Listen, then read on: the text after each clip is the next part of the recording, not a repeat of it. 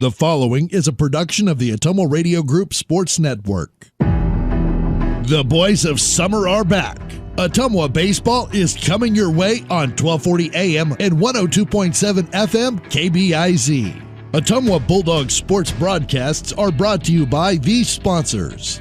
Marking the team at Champion Bowl in Ottumwa, opening soon with new upgrades to make your bowling experience even better. Champion Bowl, where bowling is fun. By Coal Palace Cafe and Books on West Main Street in Ottumwa. By the Train Depot, good quality gourmet food selections. By Community First Credit Union, with over 16 locations to serve you. By Shannon and the team at Dixon's Floors & More. Stop in today and check out the awesome showroom and let Shannon give you a free estimate for flooring, cabinets, and fireplaces at Dixon's Floors & More, just past Walmart in Ottumwa. By Family First Chiropractic, where their goal is to get your family as healthy as possible and keep you healthy for life. Family First Chiropractic, West 2nd Street in Ottumwa. By Lisco, Southeast Iowa's leader in fiber optic telecommunications. Lisco of Fairfield. By Josh, Brenda, and the team at Meridian Credit Union on the corner of Penn and Jeff in Ottumwa, where it feels like home. See them today and see how easy they make getting a loan. By Mike's Pizza and Steakhouse in Ottumwa. Thanks, Southern Iowa, for voting them as your favorite restaurant and pizza place. Proud to support the Bulldogs. By Ottumwa Community Schools, where they are proud to engage, educate, and empower every student every day. Go Bulldogs. By Dr. Dwayne Petrito and the team at Petrito Orthodontics in Ottumwa and Oskaloosa. Call them today for a free no-obligation appointment and get a smile that lasts a lifetime. By River Hills Community Health Center. By River Hills Community Health Center, with locations in Ottumwa, Centerville, Oskaloosa, Richland, and Sigourney. They have been growing healthy communities for over 20 years. Visit riverhillshealth.org for updates and more information, or find them on Facebook. By Slayton Polaris, your home for the best deals on Polaris ATVs and Rangers. Stop and see them today, 8 miles south and west of Pulaski. And by Sonic Drive-In, featuring made-to-order American classics, signature menu items, and speedy service from friendly car hops on North Highway 63 next to Walgreens in Ottumwa.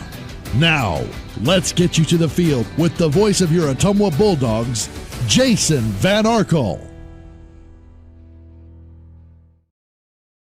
Ottumwa High Baseball is on the air. Good evening, everybody, from the Ames High Baseball Stadium at the Ames High Baseball Softball Tennis Complex. Jason Van Arkel reporting. Annie Argo is our on-site video producer. Kyle Smith producing the broadcast back at the KBIZ studios.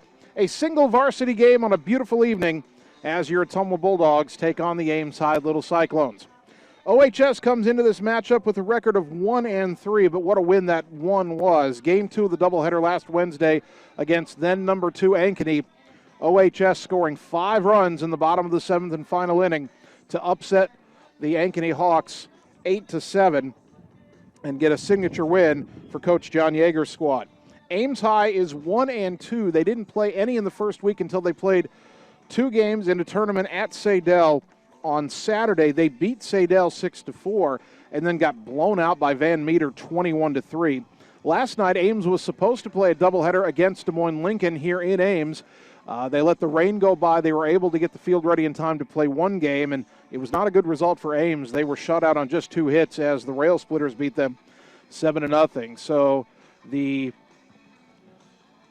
Little Cyclones come in at 1-2, while your Ottumwa Bulldogs are 1-3, but hoping to build on the momentum of their victory on Wednesday back at home.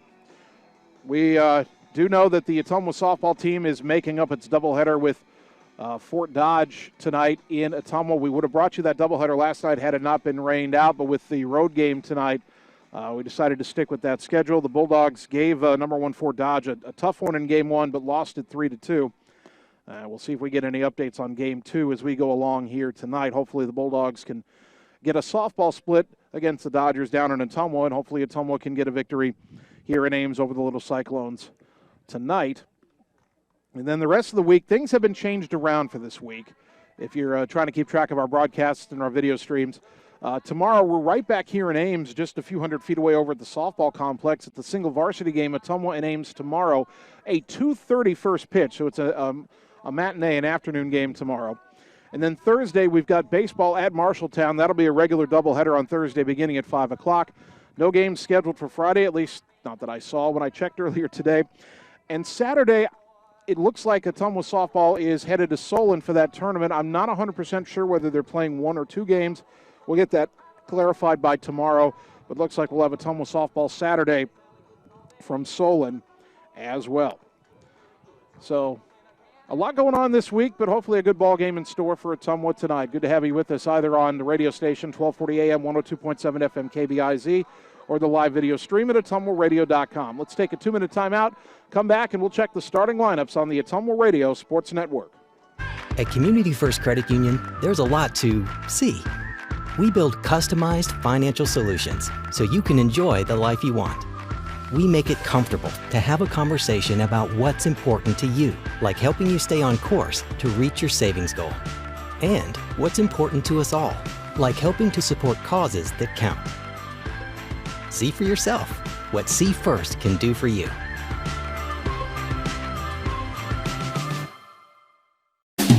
Hi, I'm Mark Freimwehr, new owner of Champion Bowl in Ottumwa, Iowa. Call us at Champion Bowl to join the fun. We have new hours to better serve you. We are open Monday through Thursday, 10 a.m. to 10 p.m., Friday and Saturday, 10 a.m. to midnight, and noon to 10 every Sunday. If you just want to hang out in the lounge, we have a full bar and a great menu. Make sure and like us on Facebook for weekly fun and special at Champion Bowl in Ottumwa, where bowling is fun. Coal Palace Cafe and Books invites you to stop in and try their real, not fast, fresh, never frozen, made in-house menu, which is sure to satisfy. Start your day with their fresh brewed coffee or one of their specialty drinks and a delicious breakfast. Stop in for a cup of one of their homemade soups, a sandwich, or salad for lunch. Don't forget dessert. At Coal Palace Cafe and Books, your purchases help our neighbors with disabilities learn valuable job skills. Check out their gently used books while you wait. That's Coal Palace Cafe and Books at 226 West Main Street, Ottumwa. It's time to choose the credit union with a new perspective. At Meridian Credit Union, we don't just see member profiles. We see people. People with goals. People who want to save more. People that we can help. That's why we offer financial services convenient to you. Great loan rates, online banking with bill pay, mobile banking, and credit cards. Join the many satisfied Meridian members today. See how our perspective can help you. Meridian Credit Union, where it feels like home. You're watching the Ottumwa Bulldogs on the Ottumwa Radio Sports Network. I did not come to play, I came to dominate. Ottumwa High Baseball, 1240 AM, 102.7 FM KBIZ, the live video stream at ottumwaradio.com. If you're watching on the live video stream, you can see the home team, the Ames High Little Cyclones, taking their infield practice now, and I believe Ottumwa still has infield to come, so don't think we'll get started right at 7 o'clock, which is fine. We've still got a few things to do here in pregame. We can tell you that they played the JV game, and Ottumwa won 6-4. They only played 4 innings. Ottumwa rallied with 4 runs in the top of the 4th inning to win the JV game, so hopefully that is a good omen for the Bulldogs tonight. Speaking of the Bulldogs, let's look at that starting lineup from head coach John Yeager. Leading off and playing second base, Dominic Delahoy. Batting second and playing right field, Blaze Rominger. Mitch Wood batting third, Wood playing shortstop. Jesus Jaime, the third baseman, will bat cleanup. Batting fifth and playing first base is Trey Schwartz. The catcher, Adam Dennison, will bat sixth. Brody Evans, the center fielder, batting seventh. Julian Moore is the designated hitter, Moore batting eighth. And batting ninth is the pitcher, Colton Mckinnon. In the field, but not in the batting order, being replaced by the designated hitter, is the left fielder, that is Andrew Cole. McKinnon on the mound. He had a great start in game 1 of the doubleheader Wednesday against number 2 Ankeny. He threw 6 innings, allowed just 1 run on 6 hits. He walked 3, struck out 4, officially threw 99 pitches. So his ERA after one game, 1.50. When he departed after 6 innings, his team held a 3-1 lead. The bullpen couldn't hold it, otherwise he'd be 1-0. He does not have a win or loss yet this season. As for Ames High, their head coach, Nick Steenhagen, and this is his starting lineup. Leading off and playing shortstop, Cam Galt. Batting second and catching, Brady Berkheimer. Elliot Jurgensen, the center fielder, will bat third for Ames, and batting cleanup is the first baseman, Ben Schwartz. Batting fifth and playing third base, Braden Bielner. The number 6 hitter is the left fielder, Patrick Croffle. Austin Gabrielson, the second baseman, will bat seventh. Derek Papen, the designated hitter, will bat eighth. And batting ninth is the right fielder, Evan Gray. On the mound for Ames is a senior, Parker Choate.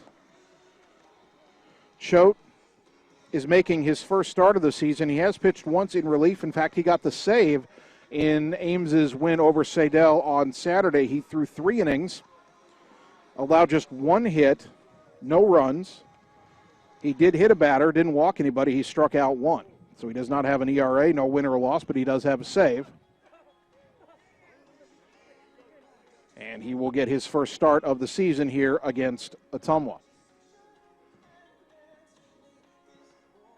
Ames High has just completed their infield. If you're watching on the live video stream, the spot they've given us to broadcast, we're kind of at the mercy whenever we go on the road. Obviously, when we have home baseball, we've got a great spot in the press box there at Legion Memorial Field. Here they found a niche for us right behind the backstop on the first base side between the stands and the Ottumwa dugout, the visitors' dugout.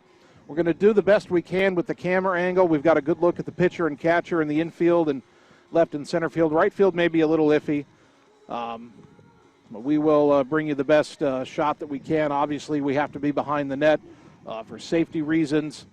That net actually seems to be a little more pronounced on the camera shot than a traditional fence would be for a backstop, but we will make do as best we can. Ottumwa taking infield right now, so we are still a few minutes away from the first pitch tonight. And again, reminding you that we've got a lot of broadcasts still to come this week. Tomorrow we're back here for softball, Ottumwa at Ames, and that is a 2:30 first pitch. So we got an afternoon game tomorrow. Then Thursday, Ottumwa baseball's at Marshalltown. That's a doubleheader beginning at 5. And then on Saturday, the Ottumwa softball team is headed to the Solon tournament. They would have gone there in a normal year anyway. It would have been the traditional Cedar Rapids-Jefferson tournament on Friday, Solon on Saturday. We're not going to Cedar Rapids on the Friday now, but Solon on Saturday is back on at least one game, and we'll double check whether that's 1 or 2 and announce the broadcast schedule probably sometime tomorrow as to what we're doing this coming weekend. Then next week we are scheduled to be on the air Monday, Wednesday, Thursday, The following week is scheduled to Monday, Wednesday, Friday with broadcasts, and then the regular season ends on Monday, July 13th. The postseason begins at the end of that week. We told you when we started last week that it's going to go by in a flash. We're already on week 2, and hopefully we don't have too many more weather issues like we did last night, because not a lot of room to make up rainouts if they happen. So hopefully the weather will stay kind to us from here on out. All right, let's take another 2-minute timeout and return with more of the pregame show. Bulldog baseball tonight here on the Ottumwa Radio Sports Network. Wondering what to have for lunch or supper? Stop in and see Mike and his team at Mike's Pizza and Steakhouse. Whether you want amazing Greek food, pasta, salads, sandwiches, fish, chicken, steak, or the best pizza in town, they have what you want. They are always open for carryout, and their full menu is available at Mike'sPizzaSteakhouse.com. Thank you, Southern Iowa, for making Mike's Pizza and Steakhouse your favorite restaurant and your favorite pizza place. Proud to support the Ottumwa Bulldogs. At Dixon's Floors & More, we don't mind being different, as long as the difference is better. With hundreds of brands to choose from, including the largest manufacturers in the industry, we transform the volume of products we carry into lower prices for you. Don't start your project without starting at Dixon's Floors & More. Mention you saw this video and receive 5% off your entire purchase at Dixon's Floors & More in Ottumwa. It's time to choose the credit union with a new perspective. At Meridian Credit Union, we don't just see member profiles. We see people with goals, people who want to save more, people that we can help. That's why we offer financial services convenient to you, great loan rates, online banking with bill pay, mobile banking, and credit cards. Join the many satisfied Meridian members today. See how our perspective can help you. Meridian Credit Union, where it feels like home. Whether you are a player, cheerleader, or coach, your friends at Petrita Orthodontics are cheering for you. We are proud of the students in our area and are happy to support them in their school activities. We want to see you smile on and off the field. If you or your child are in need of orthodontic care, call us for a free no-obligation appointment. We have many different options available to help your child's bite and smile. Call us today at Petrita Orthodontics in Ottumwa and Oskaloosa. We look forward to making you smile. You're watching the Ottumwa Bulldogs on the Ottumwa Radio Sports Network. Gotta go all the way.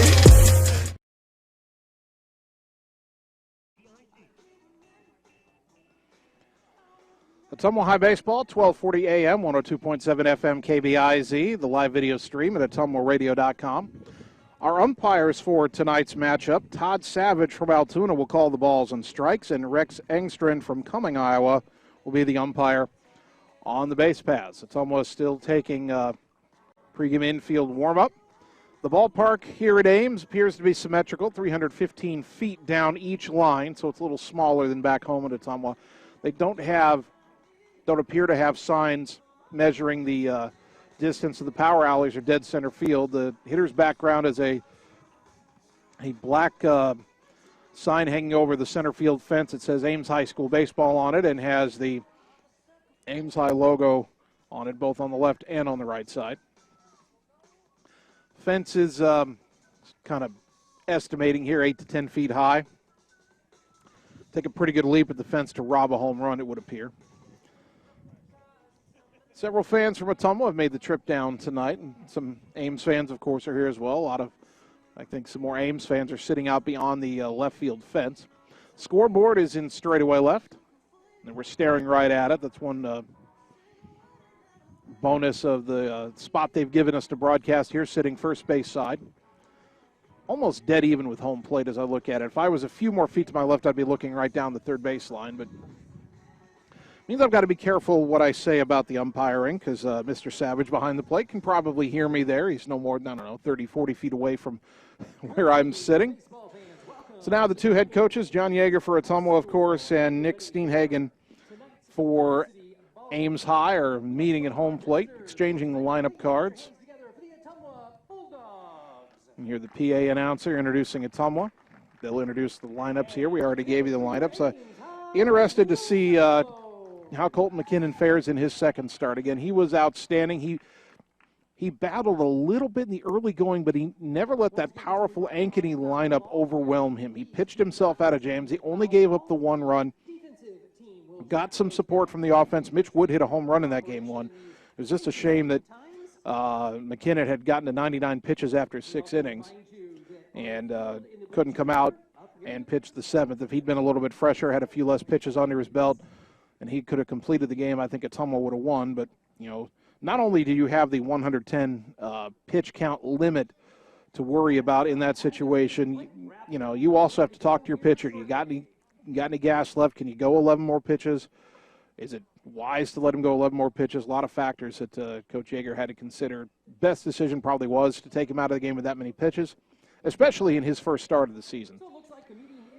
So hopefully McKinnon can give Ottumwa 5, 6, maybe 7 good innings tonight. Again, only one varsity game tonight.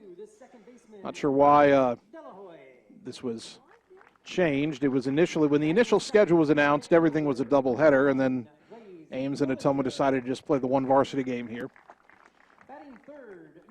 So hopefully the Bulldogs will fare well. Now, I've only been to Ames one other time in the years I've been doing Ottumwa baseball, and that was before they built this nice new facility. They built a new facility with new baseball, new softball, and they've got several tennis courts here as well. It's where their tennis team plays. The baseball field replaces a much older baseball field that had been around for a long, long time and had probably outlived its usefulness. And, well, being first base side right behind the backstop, especially for our video, is not the ideal spot to be in. The one time we broadcast from Ames a few years ago at the old field, the broadcast position was a platform where you had to climb about 20 feet up into the light tower.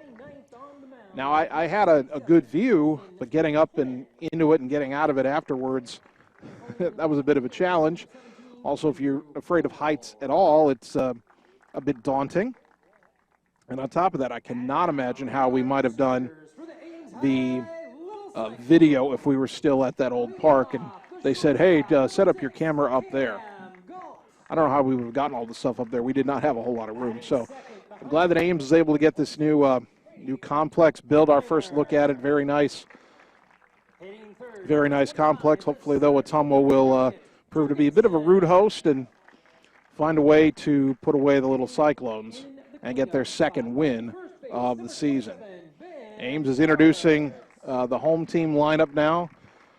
Bulldogs are wearing road gray jerseys, red numbers on the back trimmed in white, white pants with the red stripe, red lettering across the front trimmed in white, and a red number trimmed in white on the lower left front of the jersey. The collar trimmed in white, the sleeves trimmed in red and white on those gray jerseys. Ames has essentially pullover t-shirt jerseys, Ames High on the front, the Ames logo, and says baseball on it.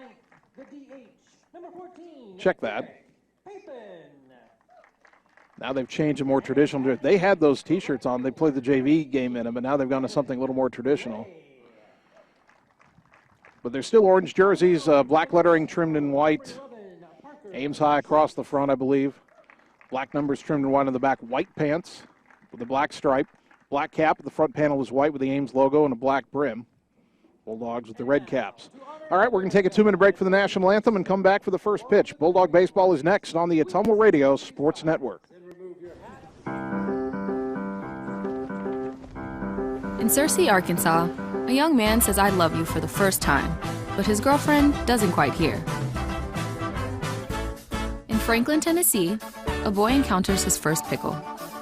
And in Kyle, Texas, after a mission for tots, cousins realize they're a long way from Kyle, Texas. One day, many people, millions of orders. This is Howie Sonic. It's time to choose the credit union with a new perspective. At Meridian Credit Union, we don't just see member profiles. We see people. People with goals. People who want to save more. People that we can help. That's why we offer financial services convenient to you.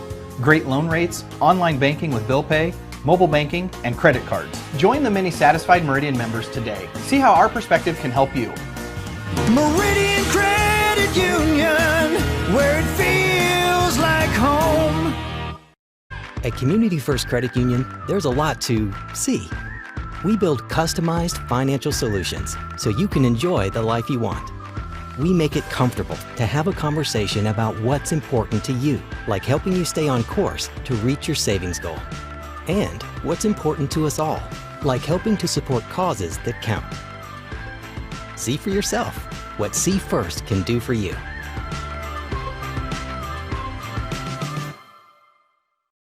Yes, the great outdoors is wide open. So why not make the most of it? Expand your family's freedom with the off-road's best. Like the only built-in GPS that doesn't require a cell connection. And group tracking that lets you spread out on the trail, but stay together for the journey. Polaris. Think outside. Stop into Slayton Polaris, located 8 miles south and west of Pulaski.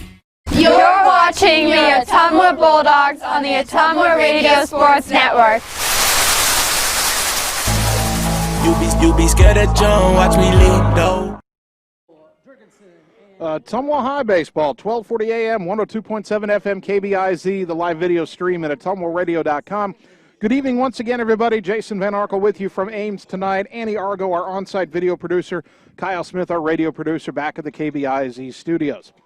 The defense for the Ames High Little Cyclones finds Patrick Croffel in left, Elliot Jurgensen in center, Evan Gray in right, Braden Bielner at third, Cam Galt at short, Austin Gabrielson at second, Ben Schwartz at first, and behind the plate is Brady Berkheimer catching for right-hander Parker Choate. Tall, lanky righty. Doesn't quite come straight overhand. Mostly sunny, partly to mostly sunny skies. The wind is blowing in from right and right center. It's been blowing fairly briskly. Fly balls to right are going to get knocked down. Fly balls to left get knocked down and towards the line a little bit as well. And maybe one or two more warm-up tosses for Choate. Yep, just one more. Ball goes down to second. We are about ready to go. Dominic Delahoy will lead it off. He's 3 for 12, 250 hitter on the young season, but a couple of walks. And he scored 3 runs. Right-handed batting second baseman for OHS. He'll be followed by Blaze Rominger and Mitch Wood.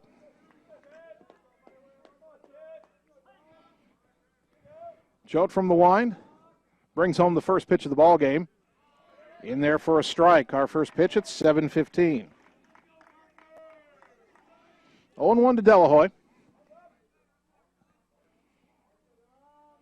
The wind by the righty in the pitch. Ground ball to third, fielded cleanly by Bielner. Throw to first is on the money for out number 1. That brings up right fielder Blaze Rominger. Rominger hitting .286. A triple and 3 driven in. That triple sparked the 5-run rally that vanquished number 2 Ankeny Wednesday night.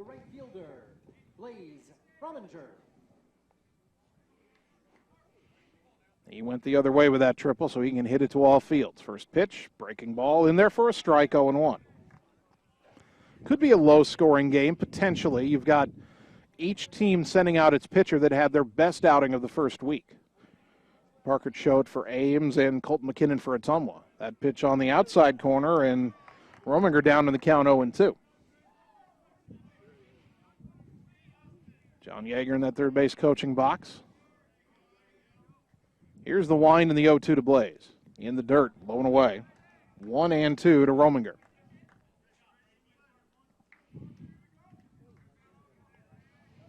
Outfield pretty much straight away. The sun dips behind a cloud as a 1-2 pitch. Hits him in the back. And Ottumwa has its first base runner on the hit by pitch. Ottumwa's already been hit by a pitch 4 times this season. That's the first time Blaze has been plunked. And here is the Iowa recruit, Mitch Wood. Mitch is 5 for 10, a .500 batting average, a double, a home run, and an RBI. So he's slugging .900. 1 on, 1 out. Top of the first. The pitch from the stretch, swinging a foul straight back, 0-1.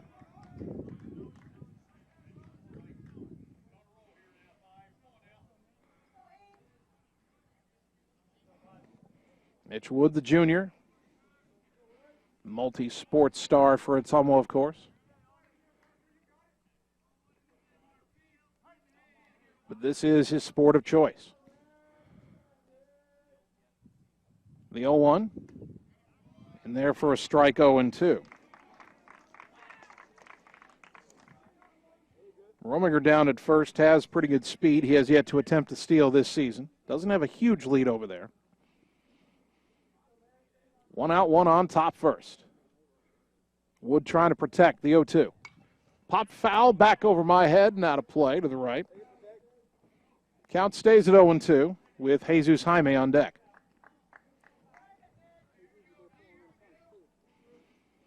Well, anytime Ottumwa gets a man on first, you start thinking of all the ways they know how to manufacture runs. They manufactured a boatload of runs against Ankeny in Game 2 on Wednesday. Another 0-2. That's hit high in the air to right. Pretty well hit, but it's not going to carry. Now coming in a little bit. It's going to land in front of the right fielder, Gray. And the throw into second, not in time, is Rominger, who thought the ball was going to be caught, hustles into second. That's a bloop single for Mitch Wood. And that is the win, because Mitch hit that pretty well to right, and Evan Gray, who is just a sophomore. Ames has a fairly young team. He went back on that ball and then had to come in as the wind knocked it down. So first and second, 1 down for Jesus Jaime, hitting .308 with a home run and a team-high 7 RBI. A look back at second by Choate in the pitch. Letter-high strike is the call, 0-1. Choate has been getting ahead of the hitters. Like he's only thrown 1 ball. But 2 of them, you count the hit by pitch. The 0-1. That's fisted to right, shallow foul landing out of reach of the first baseman Schwartz, and the count 0-2. Well, now maybe B-hack time for Jaime. Protect the plate a bit. He tried to go opposite field with that last swing. Trey Schwartz on deck. Rominger at second, Wood at first, one down. We've had a hit by pitch and a bloop single. Choate checks the runner at second. Blaze dancing around out there, and the pitch is grounded to short. They'll go to second for one. The relay to first is in time. It is a 6-4-3 double play, and the side is retired. No runs, one hit, one left. After half an inning, Bulldogs nothing. Little Cyclones coming up. We're back in 30 seconds on the Ottumwa Radio Sports Network. In Searcy, Arkansas, a young man says I love you for the first time, but his girlfriend doesn't quite hear. In Franklin, Tennessee, a boy encounters his first pickle.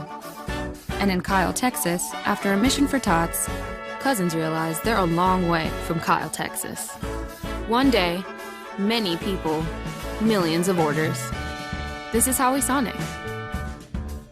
You're watching the Ottumwa Bulldogs on the Ottumwa Radio Sports Network. I ain't choose the gang chose me.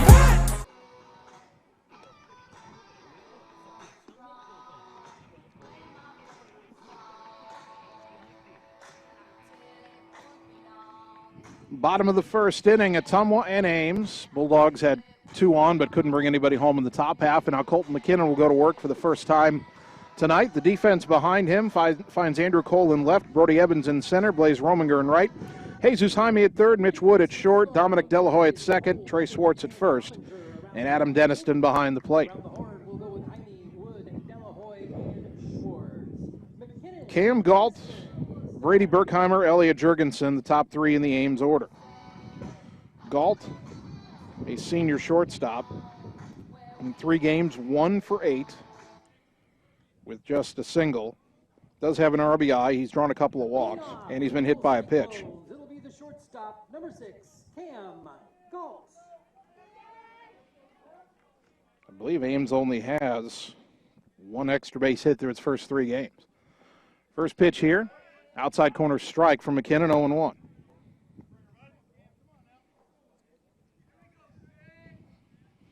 Colton peers over the glove, getting the sign from Adam Dennison. The right-hander rocks and fires. Blown away, 1 ball, 1 strike. Those Ames High batting helmets are black on either side, big white stripe in the center. Some more, there's some more white on the sides as well. Now the 1-1. A little bit low, perhaps, 2-1. From here, don't have a good angle on inside or outside. 2-1 to Galt, the senior shortstop for the Little Cyclones. McKinnon's pitch, blown away, 3-1. Colton did have a bit of trouble with control against Ankeny last week. He walked 3, but yet only gave up the 1 run. Pitched out of a lot of jams. McKinnon's 3-1. Ground ball up the middle. That'll sneak through for a leadoff single. So Ames has a leadoff man on, and that'll bring up the catcher, Brady Berkheimer. Berkheimer is 4 for 9 on the young season, with a couple of runs batted in and a walk. Galt at first has yet to attempt to steal, but he's getting a decent-sized lead over there. Trey Schwartz holding him on. McKinnon comes set. The pitch. Swing and a foul back, 0-1.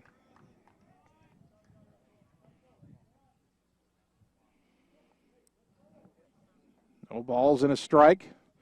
Of course, new baseballs thrown in have to come from the dugouts now.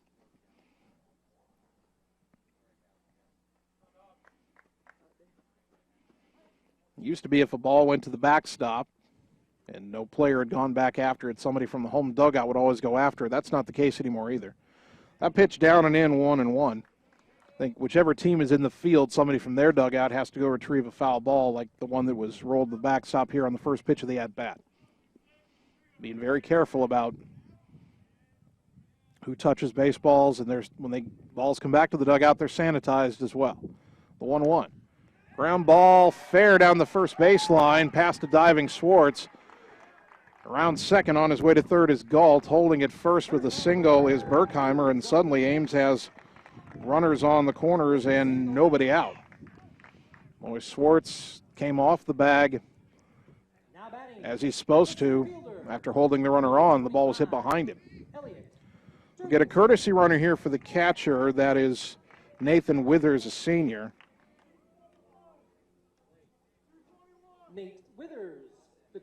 So Withers the runner at first. Galtz at third, and the batter Elliot Jurgensen. Jurgensen 1 for 7 on the season, a couple of walks.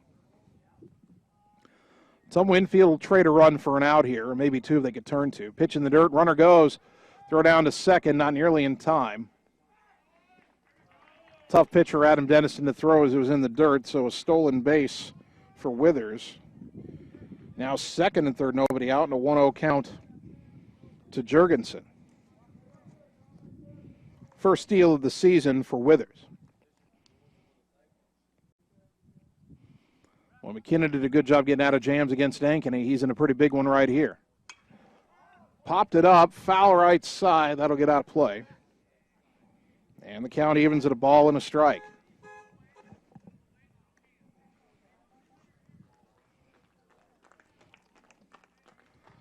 Well, McKinnon could really use a strikeout. 1-1 here to Jurgensen. Jurgensen has punched out 3 times this year. That's tied for most on the team. Now the 1-1. Off speed, I guess, outside, 2-1.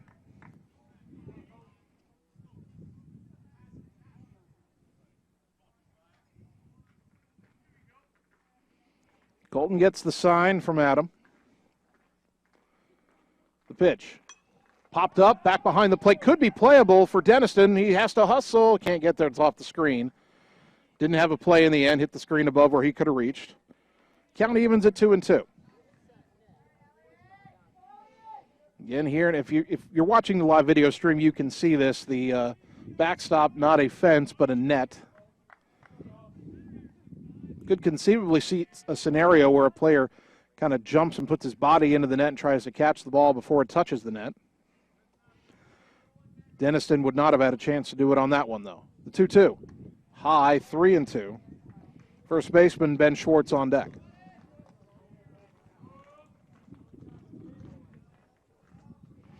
Three balls, 2 strikes, second and third, nobody out, bottom 1. McKinnon's pitch. Chop foul back behind the plate. We'll do it again.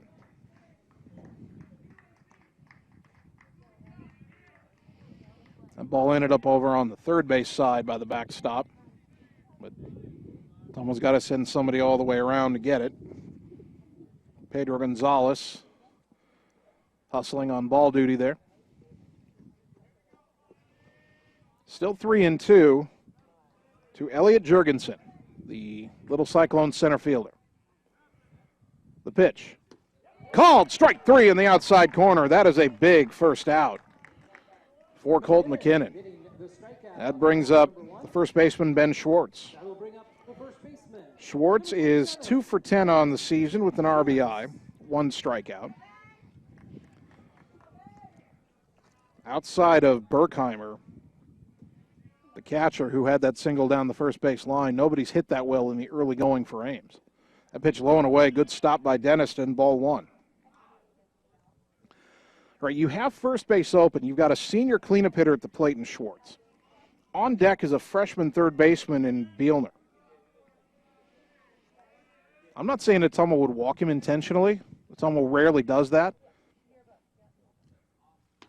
That pitch off the plate inside 2-0. At the same time, not the worst thing in the world if you nibble on the edges and if you don't get him or get him to hit the ball at somebody, you can go after the freshman. The 2-0 in the dirt, another good stop by Dennison, 3-0. I would be surprised if Schwartz got anything really good to hit here. Tall, lanky, right-handed hitter, first baseman. Wears a shin guard on that front leg, the left leg, in that right-handed batter's box. Slightly open stance. The 3-0. Well, he got something to hit, but he chopped it foul down the third base line. 3-1.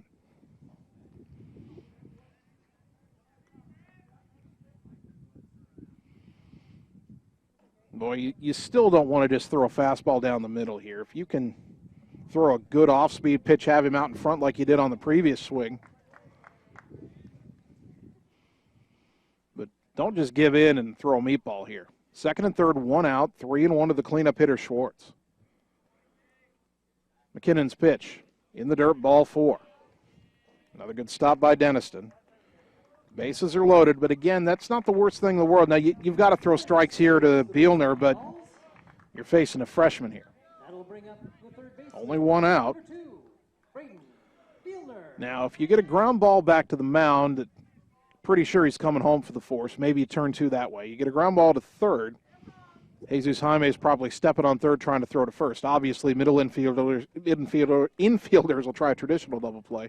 Trey Schwartz in on the edge of the grass at first. He would come home on a grounder as well. Bielner, 1 for 8 with an RBI in the young season. That pitch in the dirt, ball 1. McKinnon's got to find the strike zone now. He could afford to pitch around Schwartz. He can't do the same with Bielner. 1-0. McKinnon now from the windup. That pitch in there for a strike, 1-1. Cam Galt, the runner at third, he grounded a single up the middle to start the inning. Nate Withers, the runner at second, the courtesy runner for the catcher Berkheimer, who had a single. Ben Schwartz, the runner at first, he walked. The 1-1 pitch. Bielner bunted at it and missed. A high fastball bunted through and made no contact, 1-2. Boy, a strikeout here would be gigantic. Patrick Croffle, the left fielder, on deck.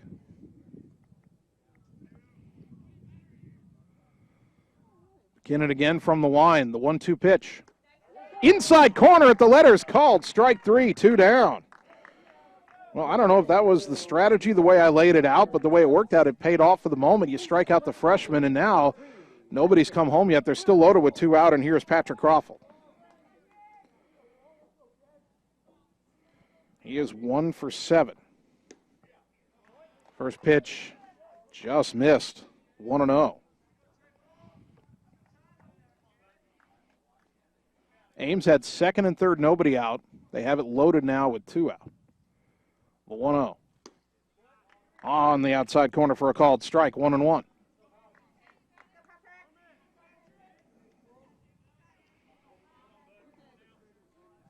Two singles, a stolen base, a walk, a couple of strikeouts in there. It's been a busy inning, the 1-1. Ground ball right back to the mound. McKinnon has it, runs towards first, underhands to Schwartz, inning over. Ames had second and third, nobody out, and McKinnon gets out of the jam. No runs, 2 hits, and the little Cyclones leave them loaded. After an inning, no score. We're back in 30 seconds on the Ottumwa Radio Sports Network. It's time to choose the credit union with a new perspective. At Meridian Credit Union, we don't just see member profiles. We see people. People with goals. People who want to save more. People that we can help. That's why we offer financial services convenient to you. Great loan rates, online banking with bill pay, mobile banking, and credit cards. Join the many satisfied Meridian members today. See how our perspective can help you. Meridian Credit Union, where it feels like home. You're watching the Ottumwa Bulldogs on the Ottumwa Radio Sports Network.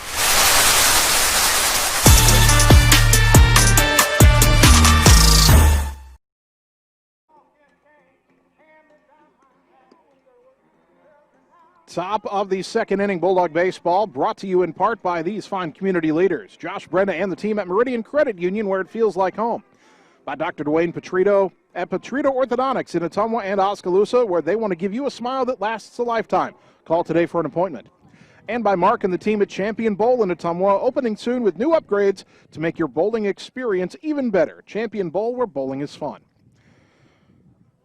Ames High had second and third, nobody out at the bottom of the first inning. Colton Mckinnon got out of the jam. We are scoreless going to the top of the second. Trey Schwartz, Adam Dennison, and Brody Evans due up against right-hander Parker Choate. Schwartz digs in, first pitch from Choate. Big swing and a foul at the plate. And the count is 0-1. Schwartz on the young season, 1 for 10, does have an RBI. Couple of walks. He's laid down a sacrifice. The 0-1 to Trey. Inside, 1 ball, 1 strike.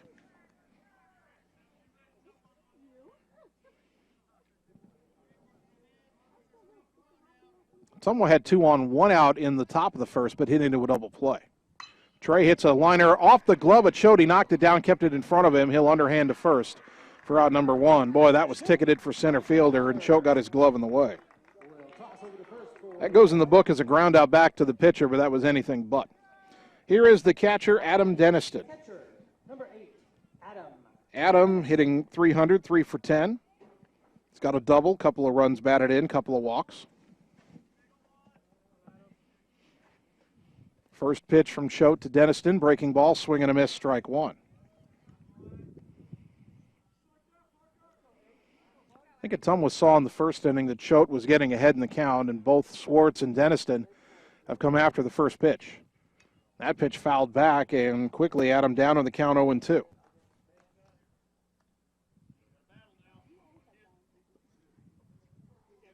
No balls, 2 strikes. Scoreboard says 1-1, but Adam has swung at each of the first 2 pitches. The 0-2 pitch. In the dirt, 1-2.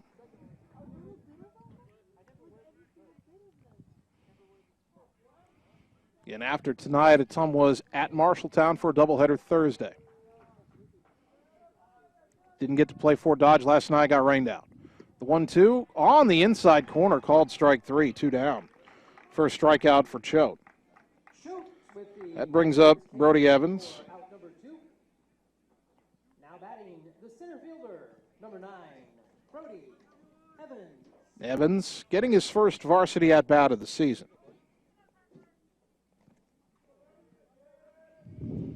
Senior right-handed batter digs in. Bulldog center fielder tonight. Takes the pitch up and in, ball 1. Wind kicks up a bit.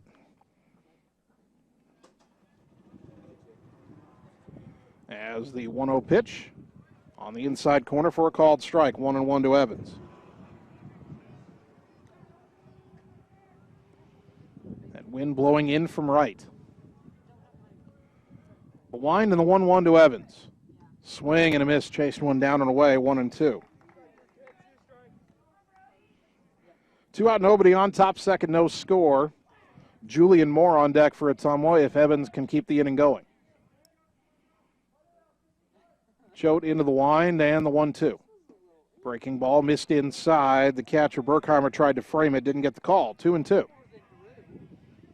Berkheimer turns around and asks home plate umpire Todd Savage about that pitch. Maybe trying to oversell that a little bit. Here's the 2-2. Breaking ball low and away. Full count, 3-2. Boy, Berkheimer really trying to sell that pitch framing. 3 balls, 2 strikes. Again, Julian Moore on deck. The payoff pitch to Brody Evans. On the outside corner, called strike 3, and the inning is over. Ottumwa goes down 1-2-3. Go to the bottom of the second. Bulldogs nothing, Little Cyclones nothing. Back in 30 seconds on the Ottumwa Radio Sports Network. Family First Chiropractic, it is our goal to get you and your family as healthy as possible and keep you healthy for the rest of your life. We deliver an elevated level of care for the entire family. We approach healthcare from a holistic view, incorporating multiple chiropractic techniques and physical therapy to ensure that our patients achieve the best results as fast as possible. We believe you deserve the best. A little preventative care now will eliminate pain management in later years. We want our kids to grow and live an active, healthy lifestyle. Get your family checked at Family First Chiropractic.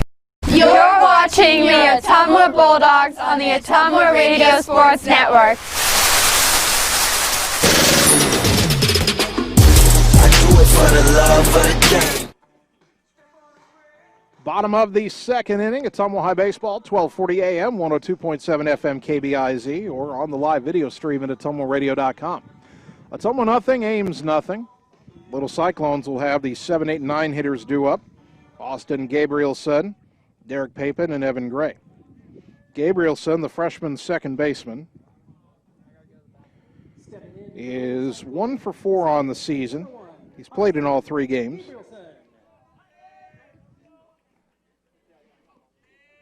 Colton McKinnon on the mound, and the right-hander's pitch in the dirt, ball 1.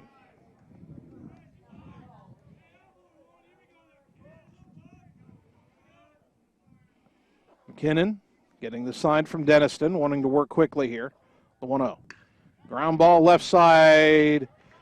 Diving stop by Mitch Wood, but he won't have a play. Knocked it down in the hole, but that is a leadoff single for Gabrielson. Nice diving stop at short, but it'll be an infield hit for Gabrielson. That'll bring up the number 8 hitter, the DH. That'll bring up the DH. Number 14, Derek Papen. Derek Papen standing in. Papen is 1 for 5 with a couple of strikeouts. See if Ames tries to play small ball here. No sign of a bunt. Pitch downstairs, ball 1.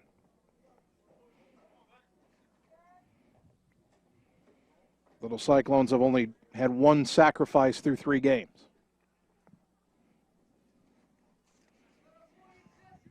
Gabrielson, the runner at first, has not attempted a stolen base as of yet.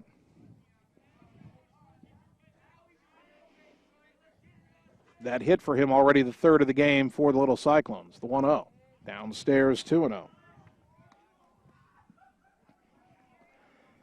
McKinnon got out of that first inning jam, 2nd and 3rd, nobody out. But he had 27 pitches to do it. He's now up to 30, and there's nobody out in the 2nd inning. The 2-0, chop to the right side. Delahoy has it, goes to 2nd for 1, relay to 1st, in time. 4-6-3 double play. And just like that, there's 2 out and nobody on. That ball wasn't hit all that hard. That'll bring up the right fielder, number 18. But Delahoy with a nifty flip to Mitch Wood on the bag, and then the shortstop fired to Schwartz at first. Evan Gray now, the sophomore right fielder, stands in. He's 0 for 3 with a sacrifice fly and an RBI on the young season, and he takes a strike, 0-1. So now each team has turned to double play. No balls and a strike. McKinnon's pitch. On the outside corner for a called strike, 0-2. The leadoff man, Cam Galt, on deck if the inning continues past Evan Gray, but McKinnon's ahead of him, 0-2. Colton's pitch. Outside, 1 ball, 2 strikes.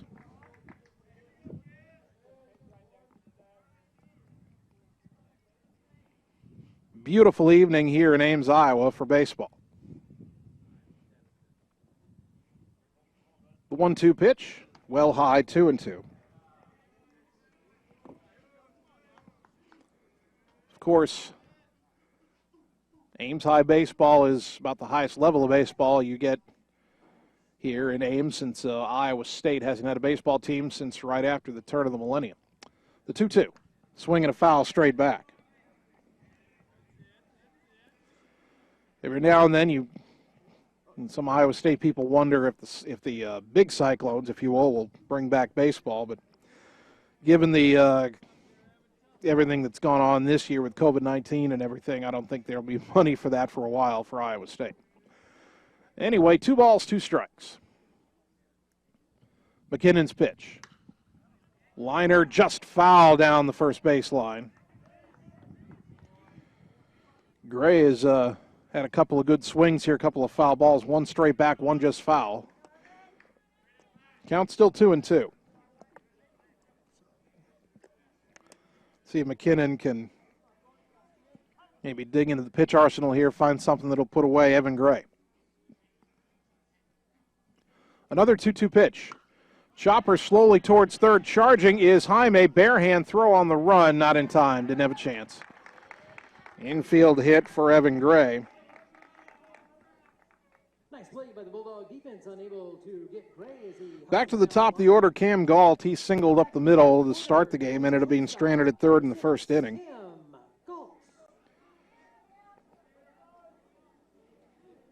Ames now has 4 hits, all singles, all on the ground. 2 of them have been infield hits.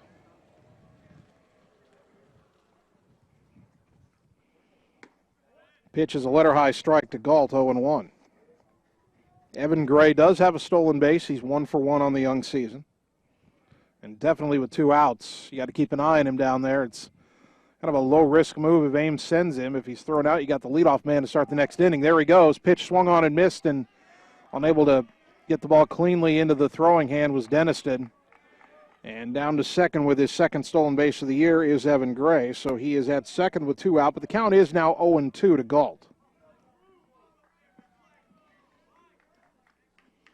Boy, last night Ames High had 2 hits all night in their 7-0 loss to Des Moines Lincoln. Tonight they already have 4 hits. No score as of yet, though, bottom second. The pitch, outside 1-2.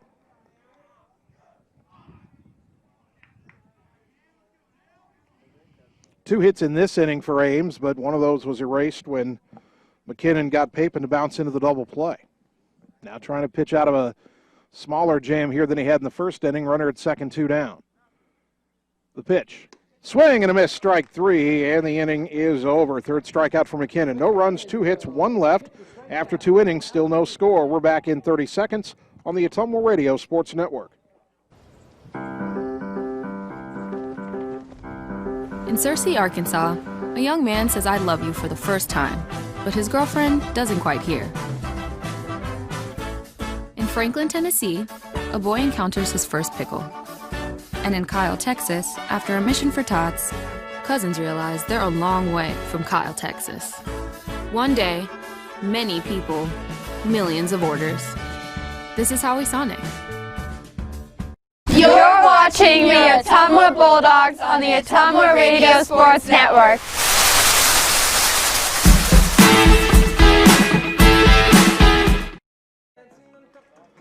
Top of the third inning, Bulldog baseball brought to you by Community First Credit Union with 17 locations to serve you.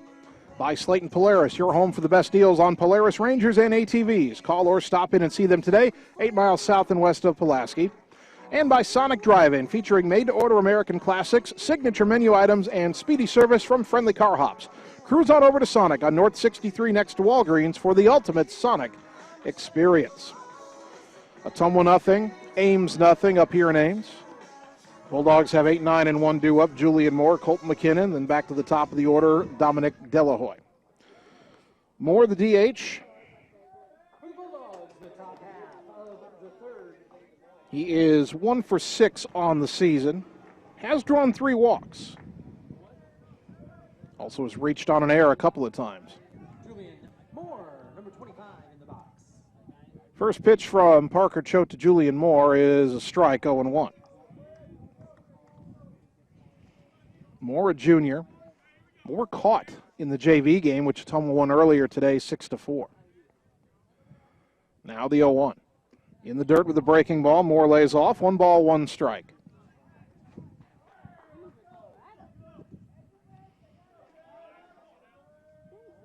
Sun still bright in the sky here in Ames as this pitch is grounded left side. Surrounding it is Galt, the shortstop. Throw to first on the run. Got him by a half step for out number 1. That brings up the pitcher, Colton McKinnon. At the plate, Colton is 0 for 8, but he has drawn 3 walks and he scored 3 runs, and that all happened, all 3 of those walks and all 3 of those runs were in the win over Ankeny in Game 2 Wednesday night. And the last time he walked was leading off the bottom of the 7th inning when Ottumwa rallied for 5 runs to win it. He pops this one up back towards the bleachers, out of play, and the count 0-1.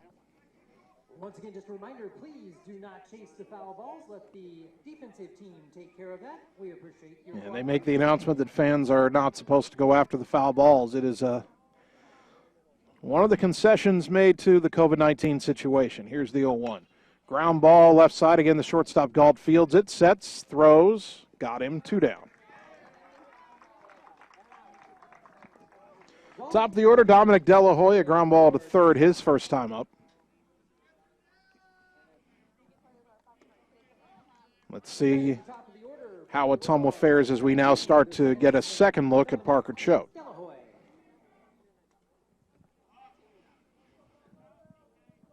Right-handed batting senior digs in. First pitch, inside, ball 1. Ottumwa has 1 hit, the blooper to right by Mitch Wood. They've had 2 base runners. Blaze Rominger was hit by a pitch in that first inning as well. Here's the 1-0. That's a high strike that's called 1-1. The top of the zone is more open than I'm used to seeing it. 1 ball, 1 strike. The next offering from Choate.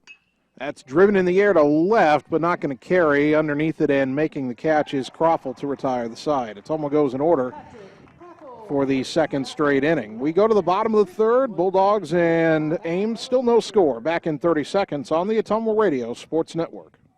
At Community First Credit Union, there's a lot to see. We build customized financial solutions so you can enjoy the life you want. We make it comfortable to have a conversation about what's important to you, like helping you stay on course to reach your savings goal. And what's important to us all, like helping to support causes that count. See for yourself what See First can do for you. You're watching the Ottumwa Bulldogs on the Ottumwa Radio Sports Network.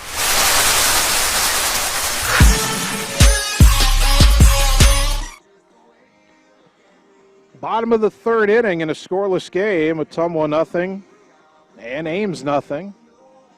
2, 3, and 4 hitters due up for the Little Cyclones in the bottom half of the third. Berkheimer, Jurgensen, and Schwartz.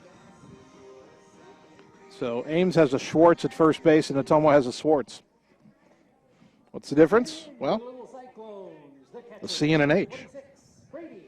So here's Brady Berkheimer, the catcher, left-handed batter. He singled down the first baseline in the first inning. Colton McKinnon gets his sign. The right-hander winds and delivers. Fastball well high and outside, 1-0.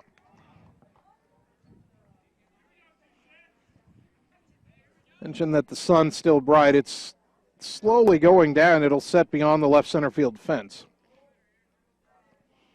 As the 1-0 is down and in, 2-0. It'll also set pretty much right in my eyes sitting here first base side.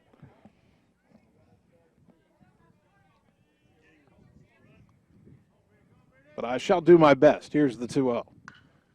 Ground ball, Schwartz bobbles it, can't find it, picks it up, dives to the bag and wins the race for out number 1. That ball hit off of Trey's glove, landed behind him. He pivoted around, finally found it, and that long 6'4", 6'5" frame allowed him to dive and touch the bag before Berkheimer could get there. So an eventful 3 unassisted for out number 1. Here is Elliot Jurgensen, who was called out on strikes his first time up. That was a big first out after Ames had second and third, nobody out in that bottom of the first inning. The Little Cyclones ended up not scoring. Pitch way outside, ball 1. So Ames had second and third. If you missed it, they had second and third, nobody out in the first inning. Then Dennison got a big strikeout. Then after a walk, he got another strikeout and a ground ball back to the mound and got out of the inning. And there's a drive to right center, pretty well hit. And over to make the catch is the right fielder Rominger for out number 2, crossing in front of the center fielder Gray, who slid behind him, and Rominger ran that down in the alley. And there are 2 gone as Jurgensen flies to right. Stepping in, the first baseman, number 27. Here's Ben Schwartz. He walked his first time up. Basically, he was pitched around, second and third, 1 out, with a freshman batting behind him, and Ottumwa pitched around him. Now 2 out, nobody on. Here in the third, the pitch. That's hit in the air, off to the right, foul out of play for strike 1.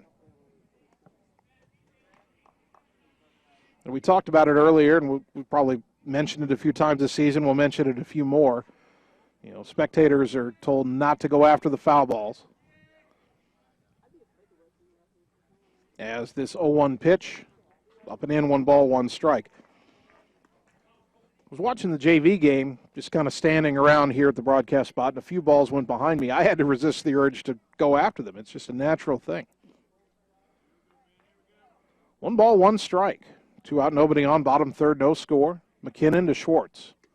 Off speed in there, strike 2.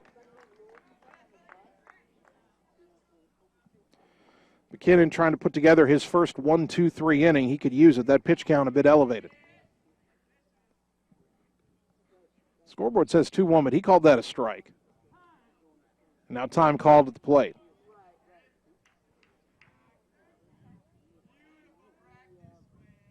Count is 1-2. McKinnon from the windup brings it home. Ground ball up the middle. Wood cannot field it cleanly, and safe at first is Schwartz. We'll see how they rule this. They put a hit on the board. A nice infield hit for Schwartz. When Ames now with 5 hits, that's a third infield hit. Would have been a tough play to get to it right up the middle for Mitch Wood, but if he fields it cleanly, he probably throws him out. He deflected it. It almost went to Delahoy, the second baseman, but a little out of his reach. Here is Brandon Bielner, who was called out on strikes his first time up, freshman third baseman. First pitch, downstairs, ball one.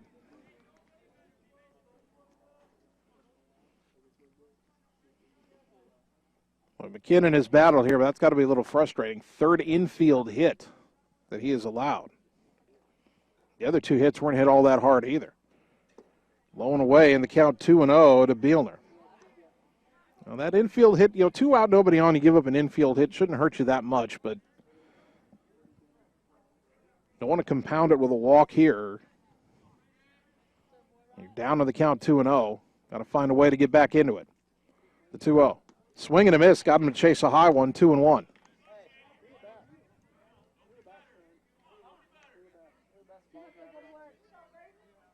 2 balls, 1 strike. Schwartz at first. Doesn't seem to be as much of a threat to run as some of his teammates are. That pitch on the outside corner, strike 2. So after falling behind 2-0, McKinnon's worked it even. 2 balls, 2 strikes. The left fielder Croffle on deck. If the inning continues, Ottumwa hopes to not see him at the plate until the 4th. No score, 2 out, runner on first, bottom third. The 2-2 pitch. Swing and a miss, strike 3, and the inning is over. There's strikeout number 4 for Colton McKinnon. No runs, 1 hit, 1 left. After 3, no score. Back in 30 seconds on the Ottumwa Radio Sports Network. Old Palace Cafe and Books invites you to stop in and try their real, not fast, fresh, never frozen, made-in-house menu, which is sure to satisfy. Start your day with their fresh brewed coffee or one of their specialty drinks and a delicious breakfast. Stop in for a cup of one of their homemade soups, a sandwich, or salad for lunch. Don't forget dessert. At Cole Palace Cafe and Books, your purchases help our neighbors with disabilities learn valuable job skills. Check out their gently used books while you wait. That's Cole Palace Cafe and Books at 226 West Main Street, Ottumwa. You're watching the Ottumwa Bulldogs on the Ottumwa Radio Sports Network. I did not come to play, I came to dominate.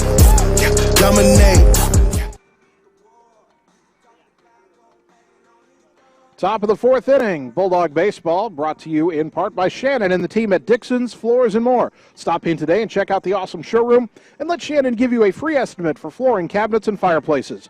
Dixon's Floors and More, just past Walmart in Ottumwa. By Mike and his team at Mike's Pizza and Steakhouse in Ottumwa. Thanks Southern Iowa for voting them as your favorite restaurant and pizza place. Proud to support the Bulldogs. And by the Ottumwa Community School District, where they are proud to engage, educate, and empower every student every day. Go Bulldogs. Ottumwa nothing, Ames nothing. Rominger, Wood, Jaime, 2, 3, and 4 for the Bulldogs due up here against right-hander Parker Choate, who has now thrown 6 innings this season and has yet to allow a run.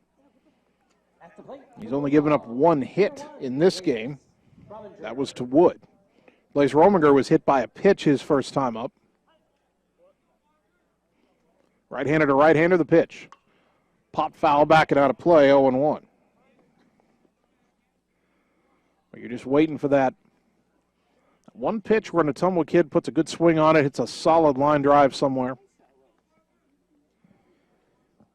Rominger hoping to be the man to get something going in a scoreless game here in the 4th. The wind and the 0-1. Popped in the air, foul off to the right. I think that's out of everybody's reach. It is, and it's 0-2. That's down there in that right field corner where we cannot see. Both the first baseman, Schwartz, and the right fielder, Gray, were in pursuit, but nobody had a play. Rominger down on the count 0-2. That's been a familiar count for Ottumwa in this game. Choate has worked ahead of just about everybody. Here's the 0-2. In the dirt, 1 ball, 2 strikes. Only had 1 3-ball count to an Ottumwa hitter. Brody Evans worked it full in the 2nd inning before striking out. Now the 1-2 to Blaze. Hit in the air, foul off to the right, out of play. Still 1-2.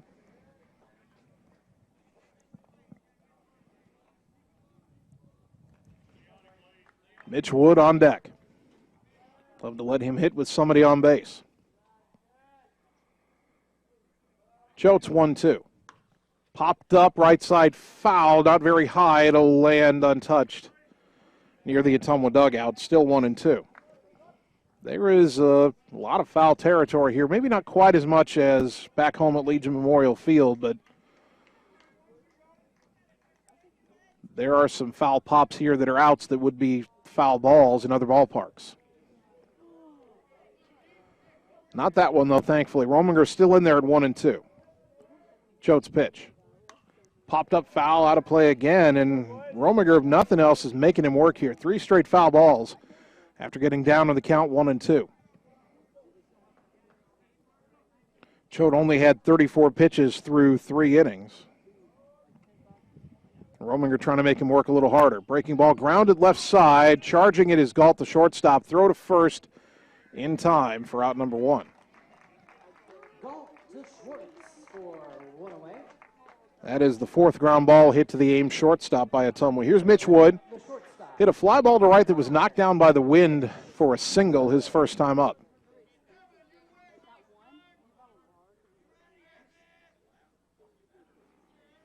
Wood stands in.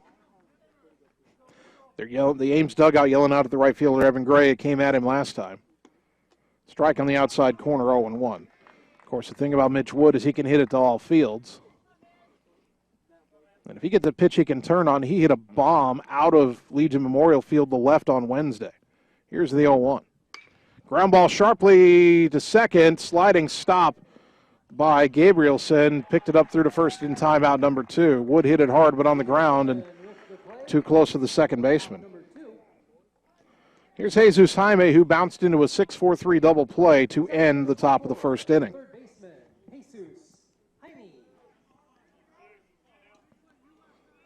Jesus has some power as well, of course. He's got a home run on the young season, hit one at Valley a week ago Monday. Checked his swing, went around, said the umpire 0-1. Pitch was low and away.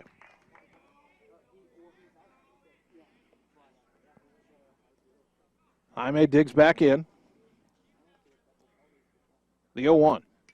Chopper foul behind the plate, 0-2.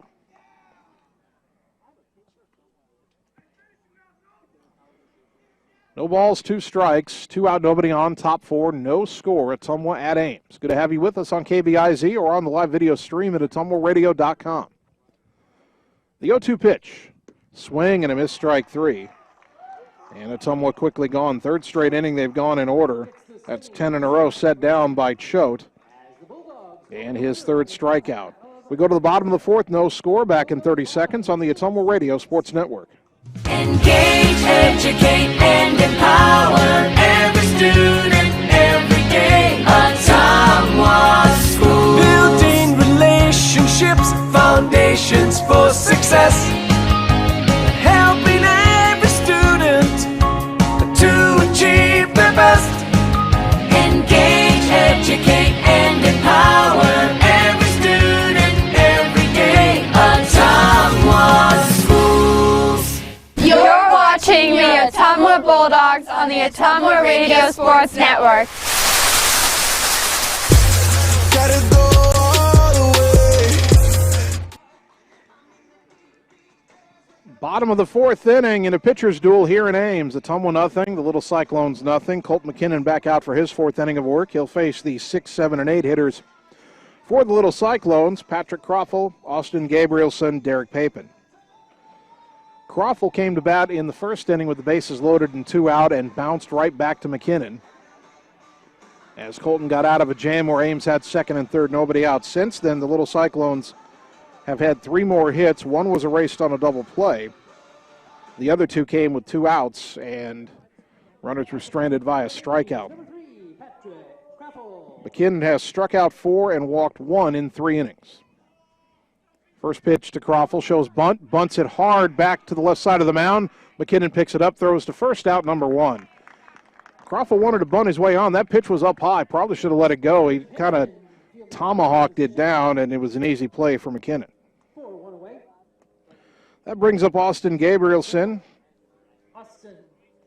Had a single his first time up, but was erased in the 2nd inning when Papen bounced into the twin killing.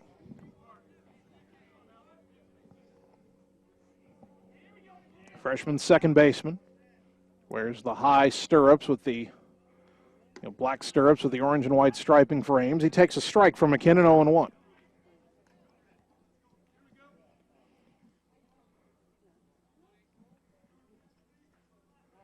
Colton into the wind in his 0-1 pitch. Outside, tipped off the glove of Dennison. Count evens at a ball and a strike.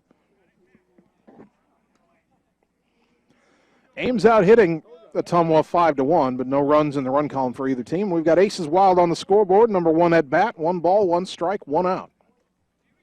Here in the bottom of the 4th inning, the 1-1 pitch. Strike at the knees, 1-2.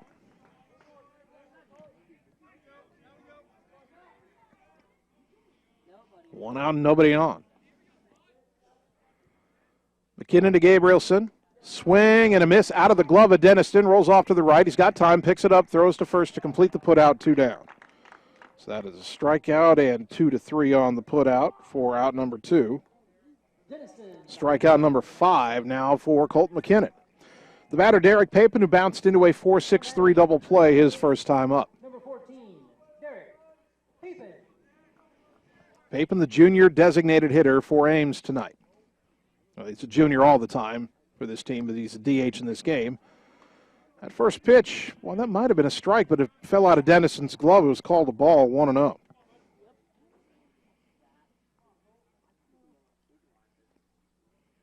Now the 1-0 pitch. Swinging a foul back to the net. Count evens at 1-1.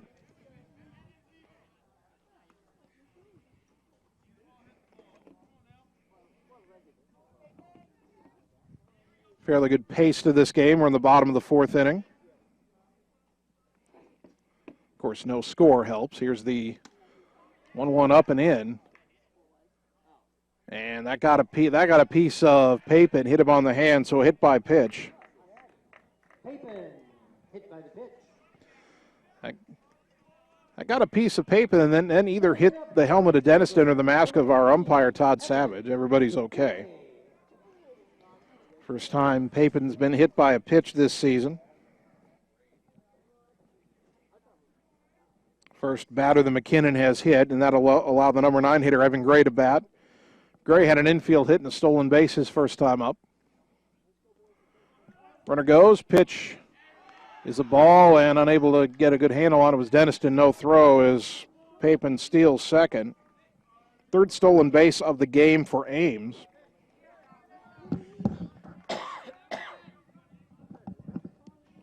Count is 1-0, and Ames with a man in scoring position and 2 out. The 1-0. Low, perhaps. 2-0.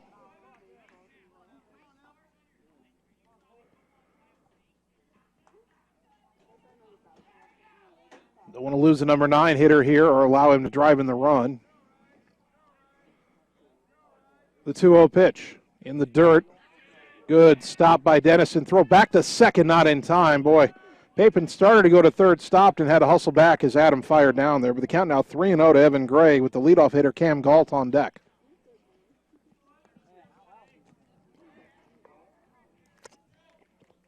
Hopefully Colton's not unnerved by that hit by pitch. A look back at second, a throw back to second, not in time. Delahoy snuck in behind Papen, but Papen didn't have a huge lead.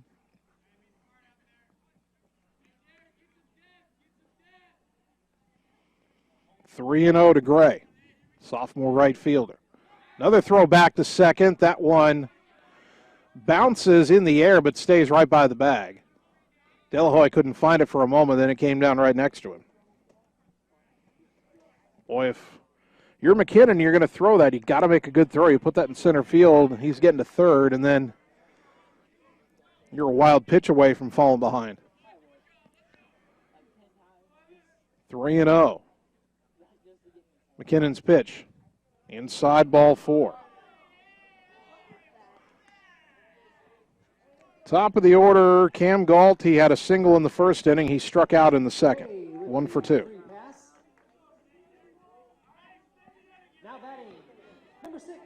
The next pitch that McKinnon throws will be the 70th of the night for him. First and second, 2 down. The inning started innocently enough, a bunt back to the mound for a ground out and a strikeout. But now first and second. That pitch low and away, ball and one.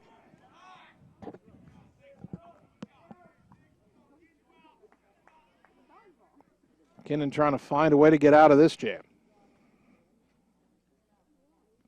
Bottom four, no score, the 1-0. Swing and a foul back, 1-1.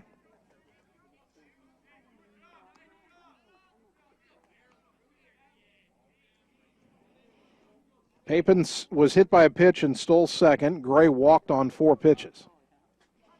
So the 8 and 9 hitters get on base with 2 out.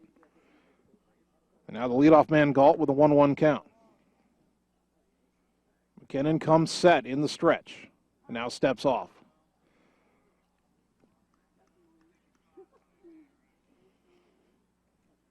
Scoreless game in the 4th inning, and Ottumwa knows how important every run is tonight. Bulldogs only have 1 hit. Now the 1-1. That one's called high, but we've seen some high pitches called strikes. That one wasn't one of them, 2-1.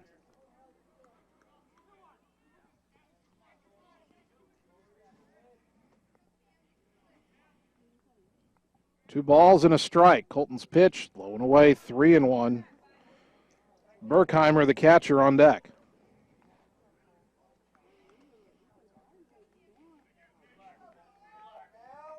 Evans for Ottumwa straight away in center. The left fielder, Cole, is over towards the power alley a little bit. The 3-1 pitch in the dirt, ball 4, and the bases are loaded with 2 out. A hit by pitch and a pair of walks. And now it's Berkheimer. He singled down the first base line in the 1st inning and grounded to Schwartz at first base in the 3rd. And John Yeager's out to the mound to try to settle down his pitcher. At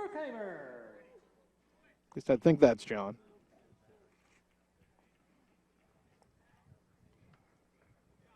Well, it could be Luke Gomat.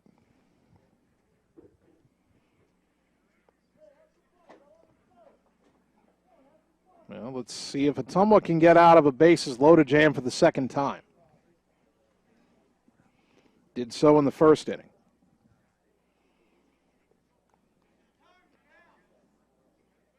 This conversation's gone on for a while, and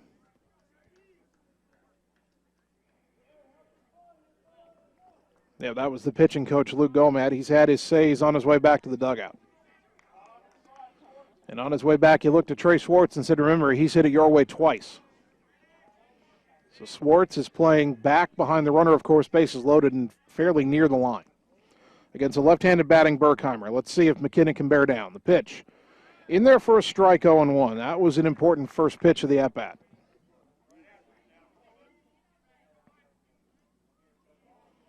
Bases full, little Cyclones, 2 down in a scoreless game, bottom of the 4th. The 0-1. Up high, 1 ball, 1 strike.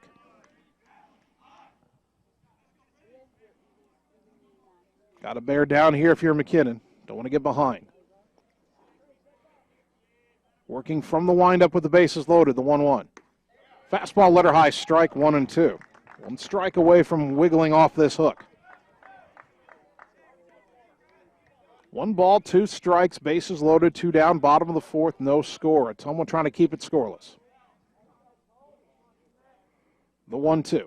Swing and a miss, strike 3. Got him to chase a high fastball, and again, McKinnon gets out of the jam. No runs, no hits, 3 left on base. After 4, still no score. We're back in 30 seconds on the Ottumwa Radio Sports Network. It's time to choose the credit union with a new perspective. At Meridian Credit Union, we don't just see member profiles. We see people. People with goals. People who want to save more. People that we can help. That's why we offer financial services convenient to you. Great loan rates, online banking with bill pay, mobile banking, and credit cards. Join the many satisfied Meridian members today. See how our perspective can help you. Meridian Credit Union, where it feels like home. You're watching the Ottumwa Bulldogs on the Ottumwa Radio Sports Network. Gotta go all the way.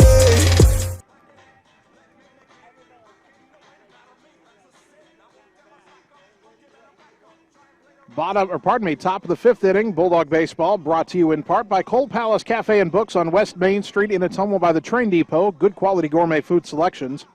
And by Family First Chiropractic, where their goal is to get your family as healthy as possible and keep you healthy for life. Family First Chiropractic on West 2nd Street in Ottumwa. Bulldogs nothing, Ames nothing. Bulldog baseball here in the top of the fifth in Ames tonight. Ottumwa being out hit 5-1. Ames has left 8 men on base. Ottumwa's only left 1. Bulldogs had 2 on, 1 out in the first inning, hit into a double play. And they've not had a base runner since, as Ames pitcher Parker Choate has set down the last 10 batters he's faced. Trey Schwartz will try to end that string. He grounded, well, actually, he lined back to the mound at his first time up in the second inning. Choate knocked it down and picked it up and threw it. Trey had a good swing. Let's see if he can get another one.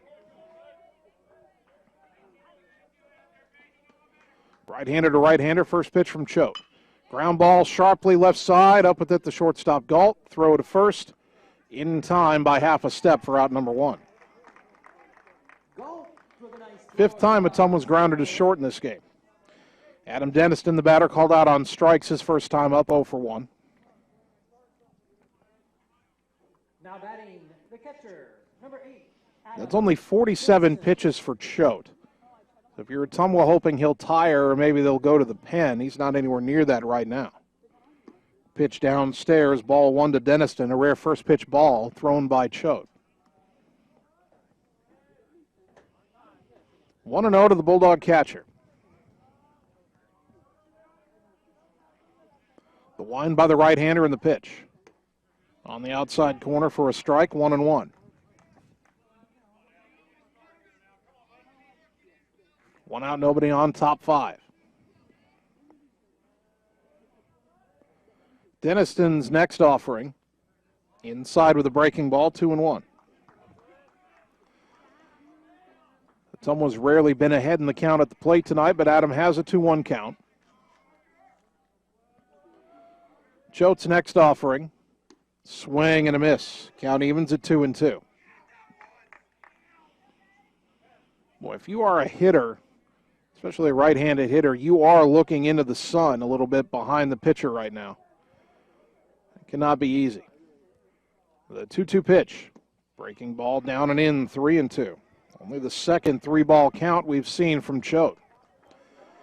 Say this, Ames has this beautiful facility, but I feel like they pointed the fields the wrong way.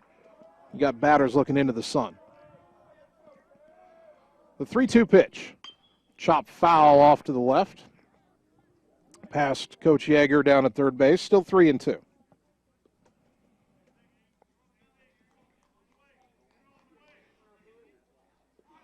John thought about fielding that ball, but it was out of his reach. I'm not sure if he's supposed to anyway this year. Here's another 3-2. Low and away, ball 4, all the way to the backstop, as a matter of fact. Dennison hustling. He'll take the turn, but he'll hold on as the catcher Berkheimer goes back to retrieve it. So a 1-out walk, first walk that Choate has issued tonight. In fact, his first walk all season. It ends a run of 11 in a row that he had retired. And now here is Brody Evans, who was called out on strikes on a full count pitch his first time up. Ottumwa does have a courtesy runner for the catcher. Dennison will be replaced by Max Thomason.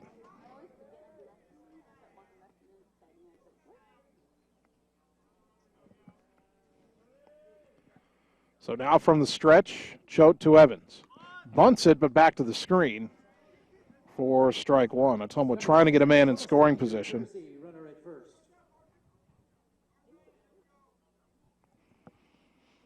0-1 here to Brody Evans. And the third baseman, Bielner, now creeping in. See if the bunt is still on here on the 0-1. Choate comes set. The pitch. No sign of a bunt, but the pitch on the inside corner, strike 2.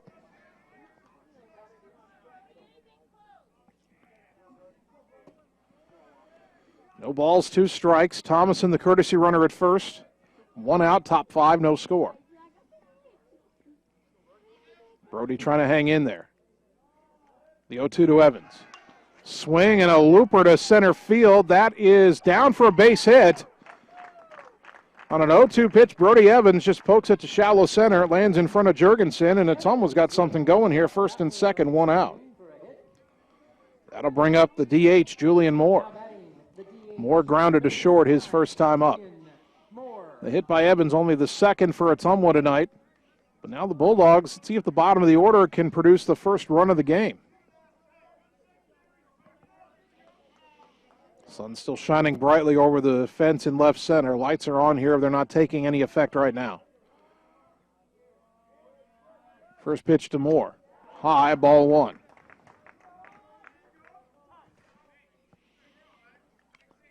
Time called as the catcher Berkheimer out to talk to Chode, and that'll give Moore the opportunity to go down and hear a bit of coaching from John Yeager halfway down the third baseline.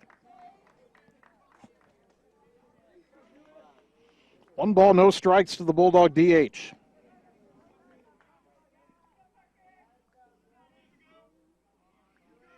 Can Ottumwa find a way to break through here in the 5th inning of a scoreless game?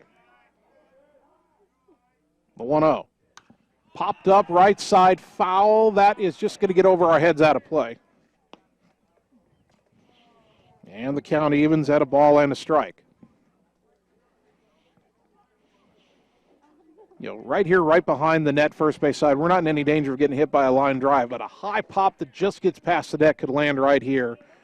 Annie, I'll try to save the computer if it looks like it's going to land here. Unless you want to try to catch it with your bare hands. She laughed at me. 1-1 the count to Moore. Choate looks back at second in the pitch. Stayed high, 2-1.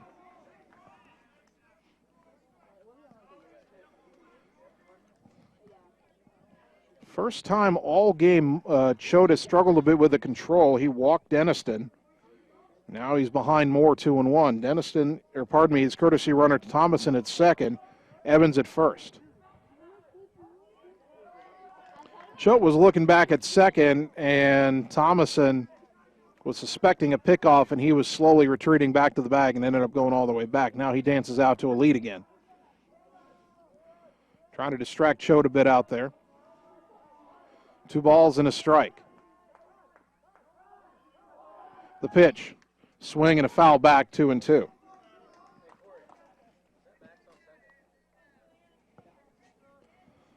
Two and two to Julian Moore. You have Colton McKinnon on deck. Moore trying to find a way to hit a line drive. Seems like every time Choate has needed to make a good pitch, he's gotten a ground ball to short, and if Ottumwa does that here, they might hit into another double play. You don't want that. Look back at second. Runner goes, 2-1 pitch, chopped slowly up the third baseline. He fielded it on the line in fair territory. The throw to first, not in time. And that's a freshman mistake by Bielner. All he had to do was let that ball roll. It would have gone foul. He fielded it on the chalk, and his throw to first was not in time to get Moore at first. That's an infield hit, and the bases are loaded with 1 out for Colton McKinnon. McKinnon can help his own cause here. The pitcher grounded to short his first time up. A walk, a bloop single, and an infield single that should have been allowed to go foul. Boy, we told you Ottumwa knows how to manufacture runs. Infield coming in for Ames at all 4 positions. Bulldog dugout making noise. The pitch, high, ball 1. No place to put him. A dog at every base. Thomason at third. Evans at second, Moore at first. You got good speed out at second, good speed at third, average speed at first. Good speed at the plate, McKinnon. The 1-0. Hit high in the air to right center. That's pretty well hit. Should be deep enough. Underneath the right fielder, Gray makes the catch. Tagging at third. Coming home and scoring the first run of the game is Thomason. The sac fly by Colton McKinnon, and Ottumwa's got a 1-0 lead in the top of the 5th with 2 down. For McKinnon, that is his first RBI of the season. And in a game where Ottumwa's hit so many ground balls, we got the fly ball at the right time. Also alertly, Evans advanced to third on the play, so he's there with 2 down.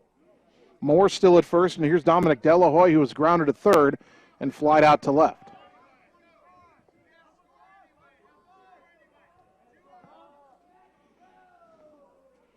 Now with 2 outs, Ames infield backs up. Ottumwa's broken through with a run here in the top of the fifth. Now, can they add to it? The pitch.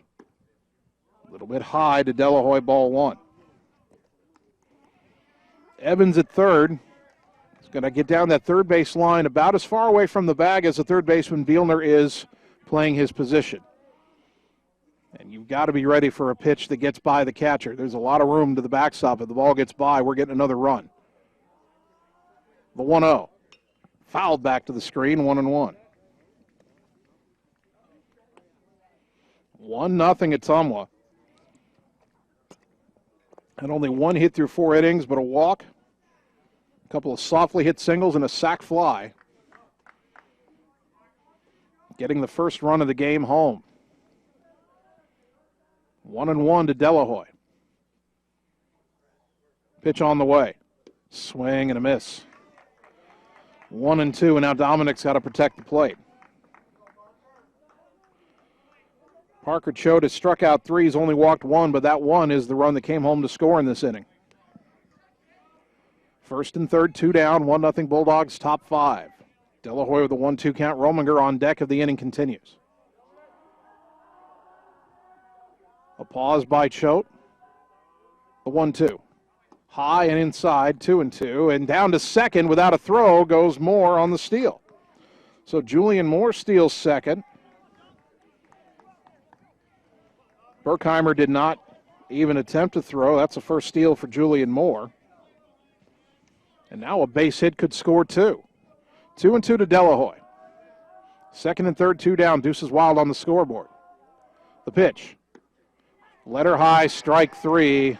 Delahoy didn't like the call, but that call's been there tonight. The inning is over. But the Bulldogs get a run on 2 hits. They leave 2. We go to the bottom of the 5th. Bulldogs 1, Little Cyclones nothing. Back in 30 seconds on the Ottumwa Radio Sports Network. Whether you are a player, cheerleader, or coach, your friends at Petrita Orthodontics are cheering for you. We are proud of the students in our area and are happy to support them in their school activities. We want to see you smile on and off the field. If you or your child are in need of orthodontic care, call us for a free no-obligation appointment. We have many different options available to help your child's bite and smile. Call us today at Petrita Orthodontics in Ottumwa and Oskaloosa. We look forward to making you smile. You're watching the Ottumwa Bulldogs on the Ottumwa Radio Sports Network. You be scared of John, watch me lead though. Bottom of the 5th inning, Ottumwa High Baseball, 1240 AM, 102.7 FM KBIZ, the live video stream at ottumwaradio.com. If you're watching that live video stream, you're getting a good look at the sunset beyond the left center field fence, and then you realize that, well, it may not be directly in their eyes. Batters are looking out into that against the pitchers. Ottumwa has taken a 1-0 lead. Got a run on a walk, 2 singles, and a sac fly. The sac fly hit by the pitcher, Colton Mckinnon. In the top half of the inning, he's got to go through the heart of the order here for Ames, Jurgensen, Schwartz, and Bielner.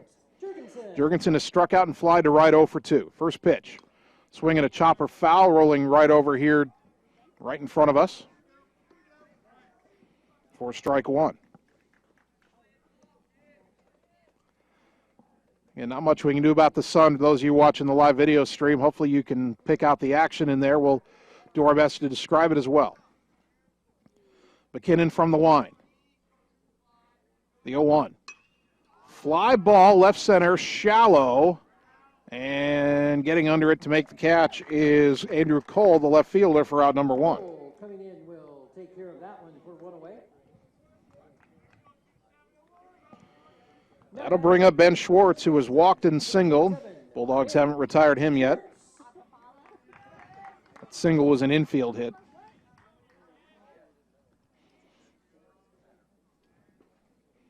.80 pitches now for McKinnon in his 81st. Bounces in the dirt for ball 1. If you are Coach Yeager right now, you're looking at that pitch count, you're thinking, boy, if he could just have a quick 5th here, maybe I can get a 6th inning out of him. Here's the 1-0. Driven deep to left, but that's going to curl foul. Home run distance, but he got out in front of it and hit it about 12 to 15 feet foul, strike 1. That is by far the hardest hit ball either team has had in this game. Haven't had a lot of them. Ames has 5 hits. Ottumwa only has 3. All 5 of Ames' hits have been ground balls, and 3 of them were infield hits. Bulldogs have 2 bloop singles and an infield hit. Here's the 1-1. In the dirt, 2-1. Obviously, Schwartz does have the power to tie the game with 1 swing, so McKinnon does not want to give him one he can turn on. The right-hander winds in the 2-1 pitch. On the outside corner, strike 2. 1 out, nobody on, bottom 5. Ottumwa 1, Ames nothing. Pitchers duel in Ames tonight.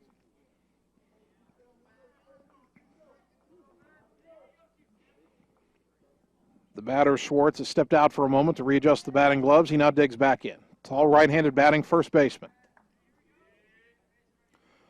McKinnon's 1-2. Ground ball to short. Mitch Wood has it. Throws to first. 2 down. Routine ground ball. So an at-bat that had a very long, loud foul ball ends with a routine ground out. Now here's Braden Bielner, who was struck out twice, 0 for 2. That'll bring up number 2, the third baseman. 2 out, nobody on. Colton Mckinnon has yet to get a 1-2-3 inning. The last 2 innings, he's gotten the first 2 men out and then has given up a base runner. And last inning, he loaded the bases with 2 outs and got out of it. Throws a letter-high strike here to Bielner, 0-1.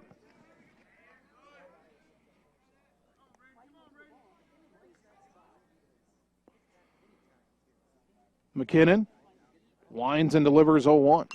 Pop foul to the right out of play, and the count goes to 0-2.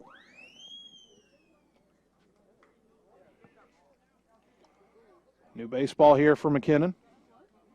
No balls, 2 strikes. Can Colton get his first 1-2-3 inning? That would be a nice statement after your team gets you a run. 1-0 Ottumwa, bottom 5. The wind in the 0-2. Popped up right side, shallow. And it's a foul ball just out of the reach of Trey Schwartz. That's down in that part of the right field line we can't see very well. Schwartz tried to get over there. That ball twisting. Couldn't make a play. Just out of his reach. Still 0-2.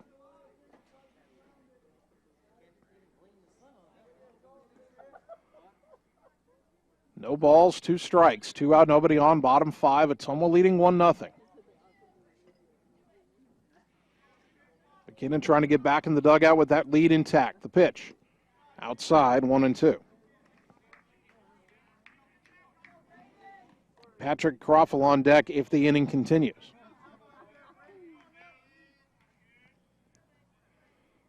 McKinnon doesn't want it to. The 1-2 pitch in the dirt. Count evens, 2 balls, 2 strikes, and here we go. We should have Deuces Wild on the scoreboard again. Number 2 at bat, 2 balls, 2 strikes, 2 outs, but the scoreboard hasn't put the second ball up yet. You're ruining the symmetry here. 2-2. McKinnon winds and delivers. Swing and a miss, strike 3, and for the first time tonight, Colton Mckinnon sets down the little Cyclones in order. We go to the 6th inning. Bulldogs 1, Ames nothing. Back in 30 seconds on the Ottumwa Radio Sports Network. At Community First Credit Union, there's a lot to see. We build customized financial solutions so you can enjoy the life you want. We make it comfortable to have a conversation about what's important to you, like helping you stay on course to reach your savings goal. And what's important to us all, like helping to support causes that count. See for yourself what See First can do for you. You're watching the Ottumwa Bulldogs on the Ottumwa Radio Sports Network.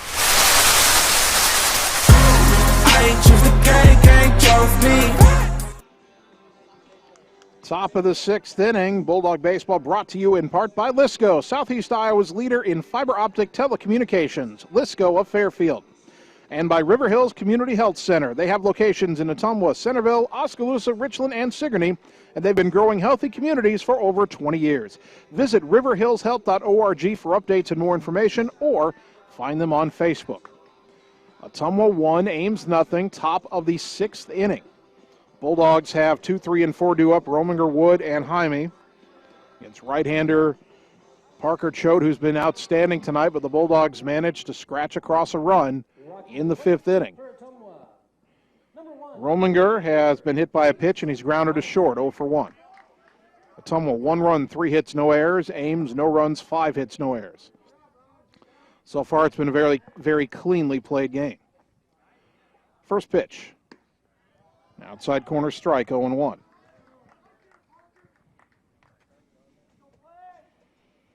Boy, another, 20 minutes or so, that sun will no longer be a factor over the left center field fence. The 0-1 chased a pitch in the dirt, 0-2.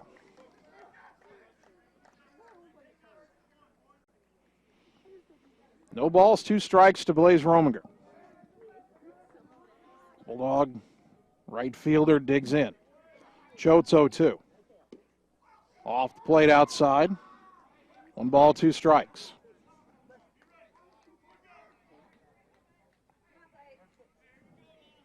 I don't think Ottumwa's had the leadoff man on in any inning tonight. Blaze trying to change that. The 1-2. That's driven into center field. It's down for a base hit. There's your first leadoff man on. And you've got a man on now for Mitch Wood, who has singled and bounced to second, 1 for 2. Now batting, number 5, the shortstop, Mitch. Someone now with 4 hits. Don't see any activity in the Ames bullpen.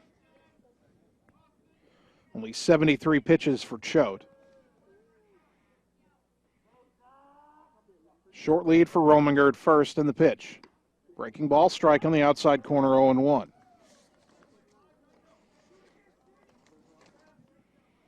Rominger doesn't have a stolen base this year. Don't know what kind of an arm Berkheimer has, although when Julian Moore ran last inning, Moore stole the base standing up as Berkheimer didn't even make a throw. A long pause in the 0-1. Ground ball up the middle. The shortstop, Galt, gets to it, steps on second, throws to first. The ball gets away and rolls to the backstop on the right side, and down to second goes Mitch Wood. So what looked like was going to be a 6-3 double play turns into a fielder's choice as Rominger has retired 6 unassisted, but down to second on the throwing error by Galt is Mitch Wood. First error of the game committed by either team, and now with 1 on in scoring position and 1 out. Number 10, Brody Slack, entering to run at second. And we're going to get a pinch runner here Bailey Engel, number 19, for Wood. Jesus Jaime is at the plate. And Bailey Engel is going to pitch run for Mitch Wood here. Jesus Jaime at the plate. He's bounced into a double play and struck out. Got a man in scoring position here with 1 out. Bulldogs looking for insurance. That pitch up high, ball 1.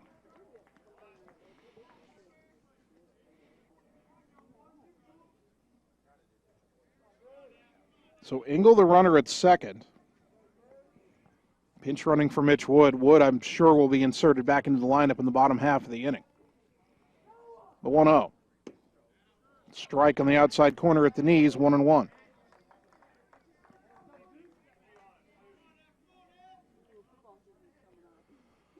See if Ottumwa can turn that error into something. You can't assume a double play, but the error is when the throw went all the way to the fence, allowing Wood to get to second. Engel getting a pretty good lead out there. The 1-1 to Jaime. Low and away. Good job laying off that pitch. 2-1. That sun may be closer to just a few more minutes now to being completely behind the trees.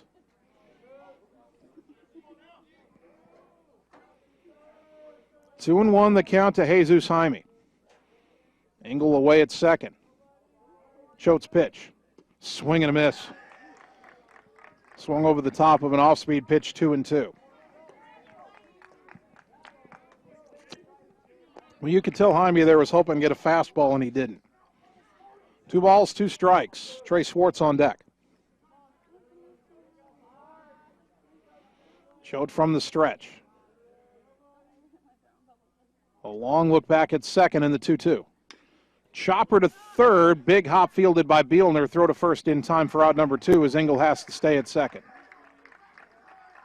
Bielner looks the runner back So it's up to Schwartz, who has lined into a ground out back to the mound, if that makes sense. A line drive knocked down in the second inning, then he grounded to short in the fifth. I would say Schwartz might have the hardest hit ball that any Ottumwa player has hit tonight. But the Bulldogs lead 1-0. Sun is now all but behind the houses and the trees beyond the left center field fence as Trace swings and misses at a breaking ball 0-1. A lot of off-speed stuff in this inning from Parker Choate.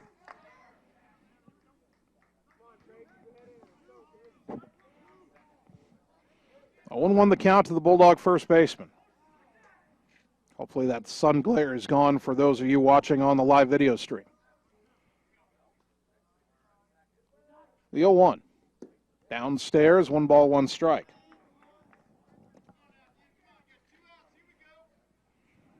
The inning started with a single by Rominger. Mitch Wood hit what should have been a double play grounder, but the throw to first was thrown away.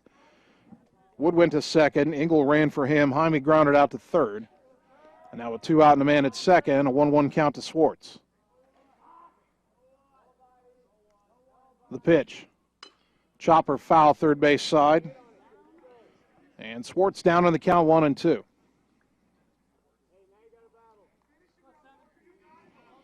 Adam Dennison on deck if Schwartz can keep the inning alive.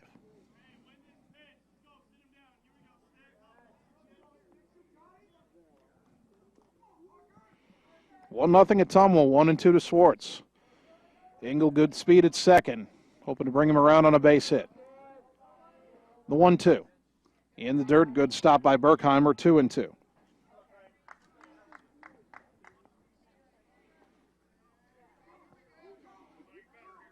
Two balls, 2 strikes. Schwartz trying to battle. Choking up a bit on the bat. Choate from the stretch, the 2-2. Pop foul back and out of play. We'll do it again.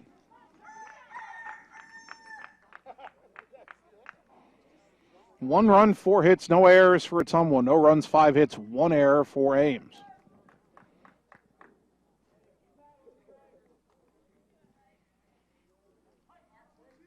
Two and 2 to Trey Schwartz. Choate, a long look, now the pitch. Swing and a miss, strike 3. That's the first fastball that Schwartz saw the entire at-bat, and he strikes out. No runs, 1 hit, 1 error, 1 left. We go to the bottom of the 6th. Bulldogs 1, Little Cyclones nothing. Back in 30 seconds on the Ottumwa Radio Sports Network. In Searcy, Arkansas, a young man says I love you for the first time, but his girlfriend doesn't quite hear. In Franklin, Tennessee, a boy encounters his first pickle. And in Kyle, Texas, after a mission for tots, cousins realize they're a long way from Kyle, Texas. One day, many people, millions of orders. This is how we Sonic. You're watching the Ottumwa Bulldogs on the Ottumwa Radio Sports Network.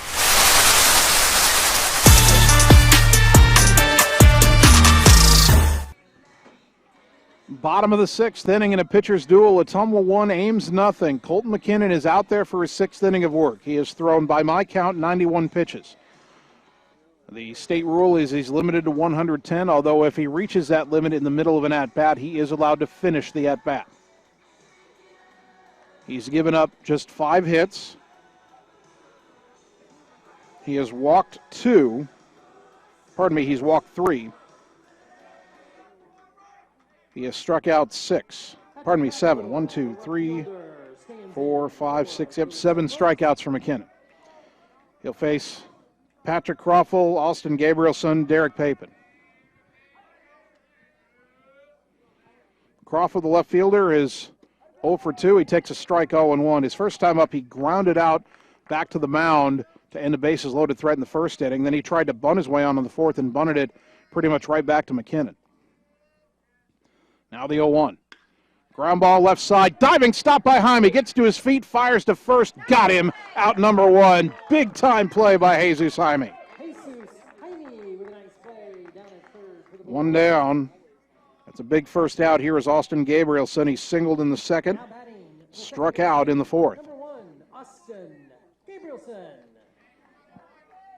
Ottumwa 1 run, 4 hits, no errors. Ames, no runs, 5 hits, 1 error.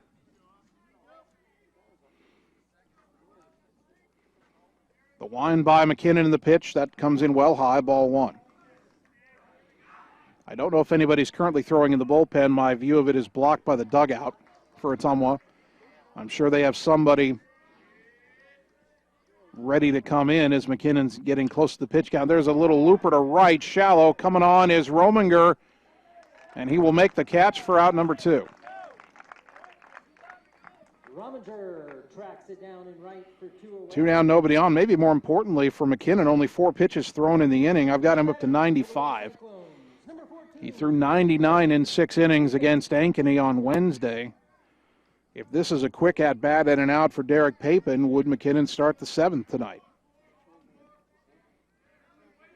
First things first, you want to get this out right here. First pitch to Papen. Strike on the outer half, 0-1. Papen has bounced into a double play and has been hit by a pitch. He is 0 for 1.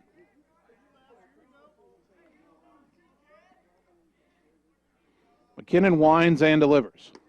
Fastball, strike, 0-2, coming right after him. No balls, 2 strikes, 2 out, nobody on. Bottom of the 6th, Ottumwa leading 1-0.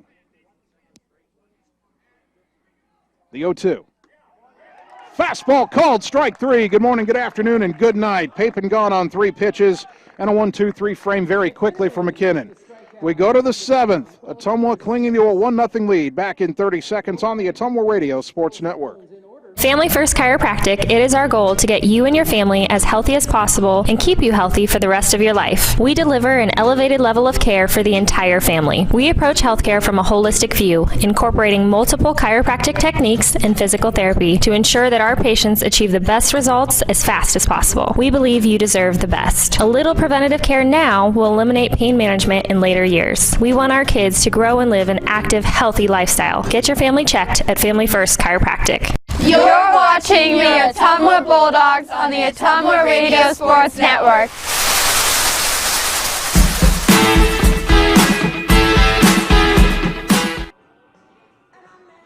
Top of the 7th inning.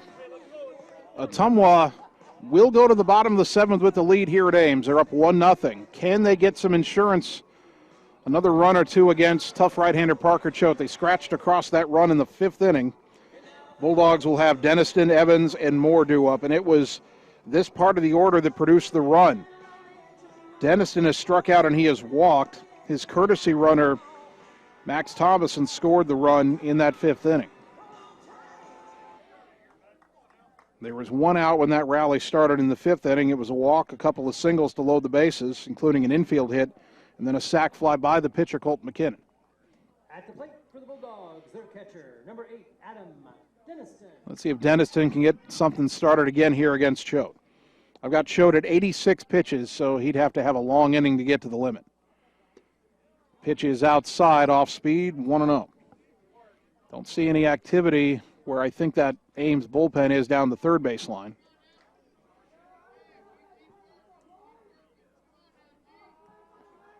The wind by Choate and the 1-0. Outside, 2-0. When Dennison walked, that's the only walk that Choate has allowed, but it's the only run of the game to this point. Always love a good pitcher's duel. The sun is no longer any factor. Here's the 2-0. Grounded sharply, but foul left side, 2-1.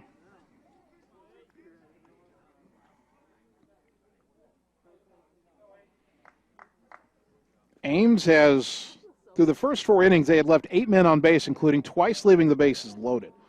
So they'll feel like they've had missed opportunities all night. That pitch, a little bit off the plate outside, 3-1. First time we've had a 3-1 count to an Ottumwa batter in this game. Sluggers count for Dennison. Boy, if he could get a pitch over the heart of the plate to turn on here. At 3:15, signed down the left field line, very inviting. The 3-1. Blooped in the air, right side, shallow, coming in the second baseman, Gabrielson makes the catch for out number 1. Jammed a little bit there. So one down for Brody Evans, who has struck out and has singled, 1 for 2. Center fielder, number 9, Brody Evans. Ottumwa being out hit 5-4, but leading 1-0 top 7. First pitch to Brody Evans. In there for a strike, 0-1.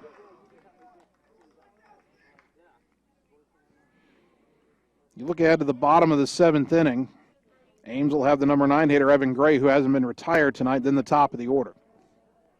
So it won't be easy. The 0-1 line foul off to the right out of play, 0-2.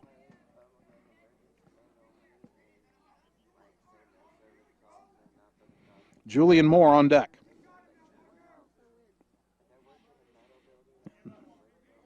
And the sun has gone behind the houses and trees. The lights have yet to take full effect. They're starting to take effect. That pitch in the dirt. Moore lays off, or Evans lays off, 1-2.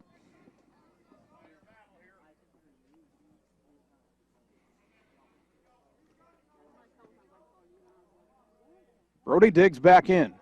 Choate's 1-2. Swing and a miss, strike 3, 2 down. Pitch was in the dirt, but it didn't get very far, and it was quickly picked up by Berkheimer, thrown down to first to complete the putout. Here's Julian Moore. He is grounded out and he is singled. That was an infield hit. It's also stolen a base. 6 strikeouts now for Parker Choate. First pitch to Moore. Little blooper right side over near the line. The first baseman, Schwartz, makes the catch, and Ottumwa quickly done. In the top of the 7th, but the Bulldogs are 3 outs away from win number 2 on the season. We go to the bottom of the 7th. Ottumwa 1, Ames nothing. Back in 30 seconds on the Ottumwa Radio Sports Network. It's time to choose the credit union with a new perspective. At Meridian Credit Union, we don't just see member profiles. We see people. People with goals. People who want to save more. People that we can help. That's why we offer financial services convenient to you. Great loan rates, online banking with bill pay, mobile banking, and credit cards. Join the many satisfied Meridian members today. See how our perspective can help you. Meridian Credit Union, where it feels like home.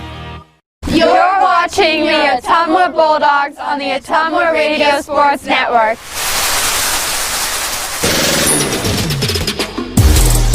For the love. Bottom of the 7th inning. Can Ottumwa finish off a masterpiece? They lead Ames 1-0. Colton McKinnon is back out for the 7th inning. Remember, in his first start, probably a wise decision making the first start of the season, he pitched 6 innings and was done after 99 pitches. I have him at 98 to start this 7th inning, but his best 2 innings have been the last 2. He set down the last 7 in order overall. He had a 13-pitch 5th inning and a 7-pitch 6th inning. And that's why he's still here in the 7th. He's got 12 pitches to the limit by my count. Although, again, if he gets to 110, he can finish facing the batter who's at the plate. First batter he faces is Evan Gray, who is singled and has walked. Also has a stolen base. Number 9 hitter, sophomore right fielder. First pitch. Liner into right center over the head of the second baseman Delahoy and into right field for a leadoff single. And the tying man at first, or tying run at first, with nobody out and a speedy runner in Gray. Top of the order, Cam Gauld. He's singled, he's struck out, and he's walked. 1 for 2. Now batting, the shortstop, number 6, Cam Gauld. Only the 6th hit allowed by McKinnon. He pitched out of a big jam in the first, another one in the 4th, and if he wants to get the complete game shutout, he'll have to pitch around that leadoff single. Runner goes, pitch is in the dirt, no chance at all. McKinnon really didn't even look over at first, and Gray was running before the motion even started. 1-0 to Gault, and now a base hit could tie the game.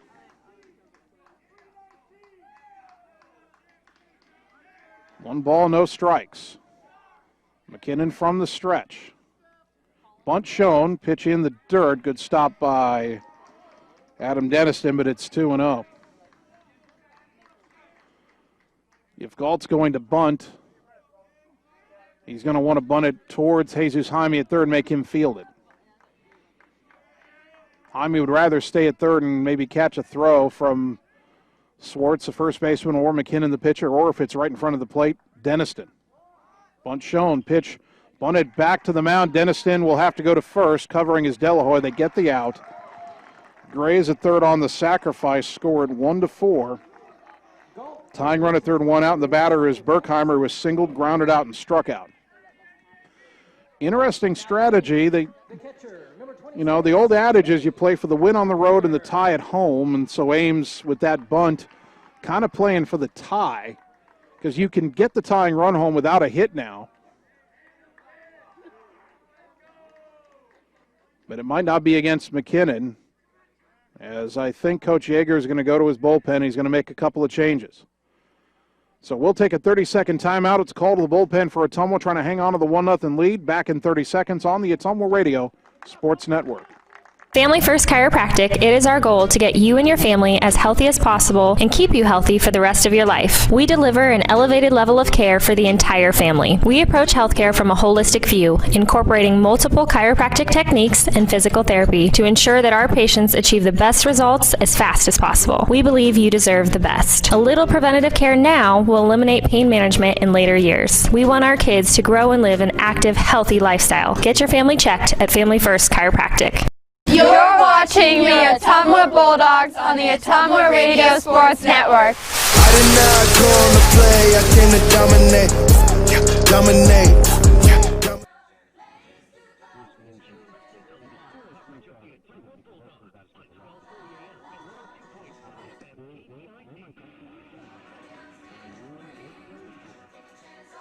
The new Ottumwa pitcher is Mitch Wood, who comes in from his shortstop position. Now, Mitch had a start at Valley last week, and it did not go well.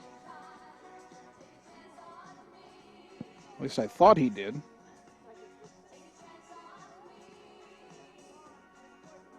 Perhaps not. I thought he pitched, but I don't see his name in the stats now. Perhaps when I saw it before, it was a mistake. At any rate, the junior will try to get the final two outs in a 1-0 game. Ames has a tying run at third and one down. And the first batter he will face will be the catcher, Brady Berkheimer.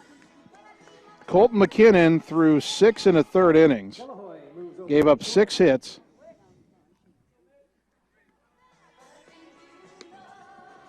three walks, and I believe 7 strikeouts. Make it 8 strikeouts and 102 pitches for McKinnon. Responsible for the runner at third, and if he comes home, McKinnon will get another tough no decision. Dominic Delahoy has moved from second to short. Max Thomason is now at second base. And McKinnon, the pitcher, has gone to center. So Thomason would be in the batting order where the center fielder Brody Evans had been. Hopefully that doesn't matter. But Ames has a tying run at third with only one out. A single by Evan Gray to start the inning. He stole a base, and then Cam Galt bunted into third.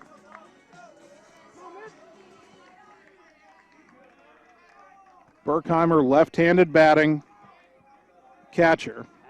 He's grounded twice to the right side, once a base hit, once a ground out, and he struck out.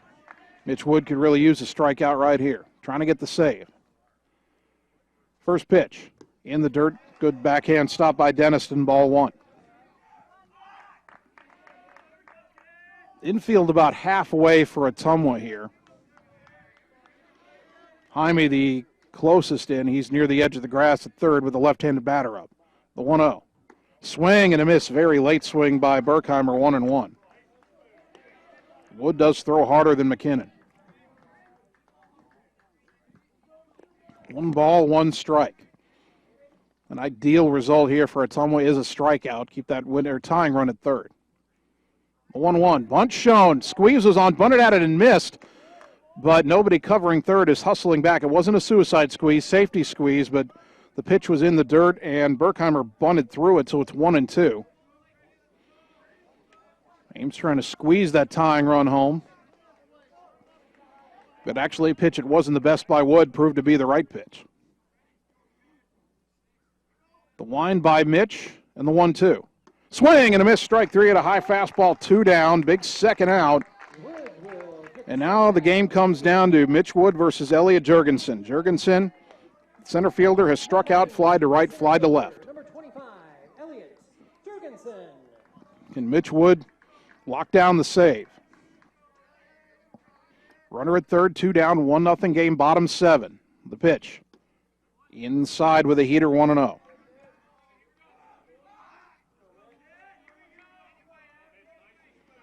Tying run at third. Winning run's been at the plate for Ames ever since Gray got that single to start the inning. The 1-0. Swing and a miss. 1 ball, 1 strike. The question appears to be right now, if Mitch Wood can get his fastball over the plate, can any of the Ames hitters catch up to it? Specifically, can Jurgensen? Berkheimer couldn't. The 1-1. Outside, 2-1.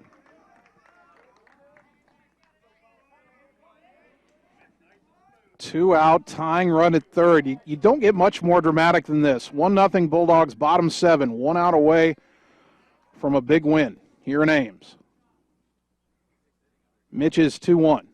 Swing and a miss. It popped out of the glove of Dennison. He can't find it. Coming home the runner. And on a passed ball, Ames will tie the game. And it was a swing and a miss. But of all things, a passed ball, and it only got about 10, 12 feet away from the plate, back towards where I'm sitting, first base side. But what a rotten way for McKinnon to get a no decision. We're tied at 1. Now Ottumwa just trying to force extra innings. The 2-2 pitch. All the way to the backstop, way outside, 3-2. Well, if the pass ball hadn't scored the run, that pitch would have. Boy, Ottumwa for a brief second there was a strike away from a 1-0 win. But that ball got away. Now the 3-2 swing and a miss, strike 3.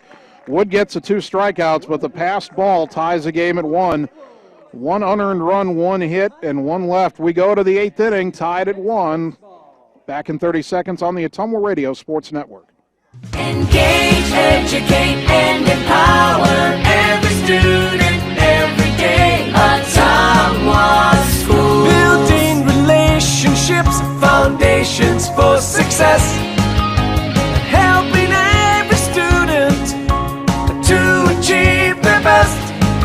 Engage, educate, and empower every student every day. Ottumwa Schools. You're watching the Ottumwa Bulldogs on the Ottumwa Radio Sports Network.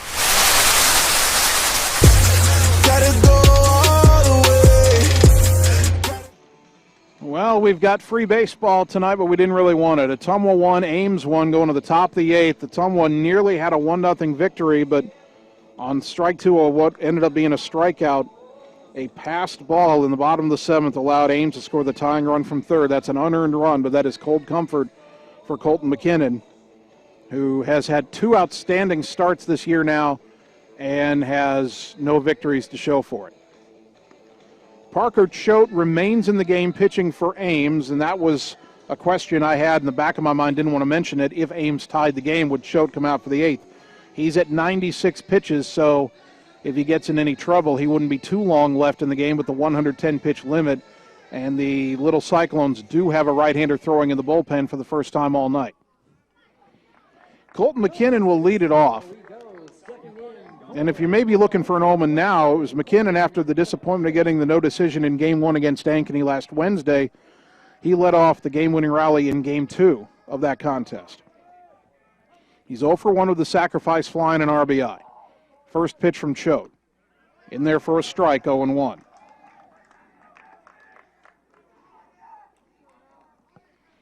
No balls and a strike to McKinnon, who is now playing center field. The 0-1. Little roller third base side. Charging is Bielner. Picks it up, throws on the run. Too late. Infield hit for McKinnon. And that could be the spark Ottumwa needs. The batter, Dominic Delahoy, who's now playing shortstop. Delahoy's 0 for 3.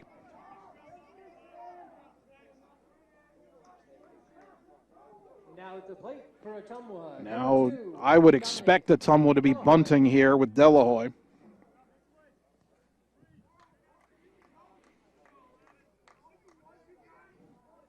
Dominic waiting until Choate went back to the rubber, then stands into that right-handed batter's box. Bielner, creeping into third, and a swing and a ground ball left side. Galt bobbles it, picks it up, doesn't have a play. Everybody's safe. I don't think they would have turned two on that one, but now it's first and second, nobody out. On the second error of the game committed by Cam Galt at short. And now Rominger, and I was a bit surprised that Delahoy swung away. I got to think that Rominger is going to bunt here and probably roll it right at the third baseman Bielner, who we've already seen the freshman make one bad decision earlier tonight. That helped lead to Ottumwa's run, and now the Bulldogs trying to add another. This will be the 100th pitch for Choate.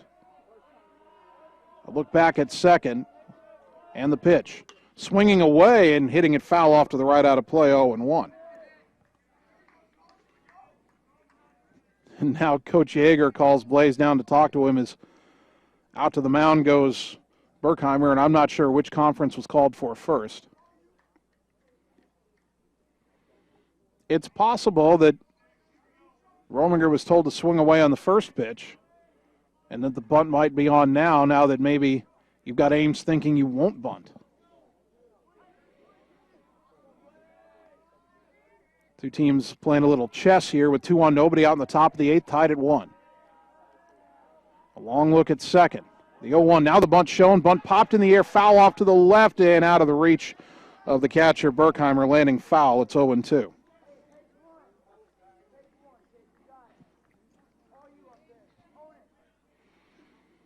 Depending on how much longer this at-bat goes, Choate may only have one more batter before he hits the pitch limit. Whoever is slated to take his place looks like they're warmed up and ready in the Ames pen. Can't pick up the number from way over here. 0-2 to Rominger, 2 on, nobody out in extra innings. A look back at second by Choate and the pitch. Inside, 1-2. That's a tough take for Rominger, but he let it go by and got the call.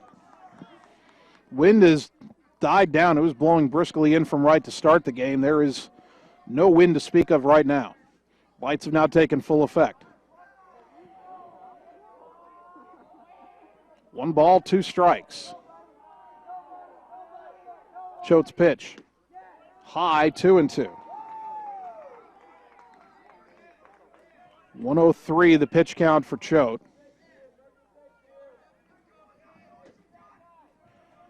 Ames coaching staff repositioning their fielders a bit. Now Choate leading in to get the sign from Berkheimer.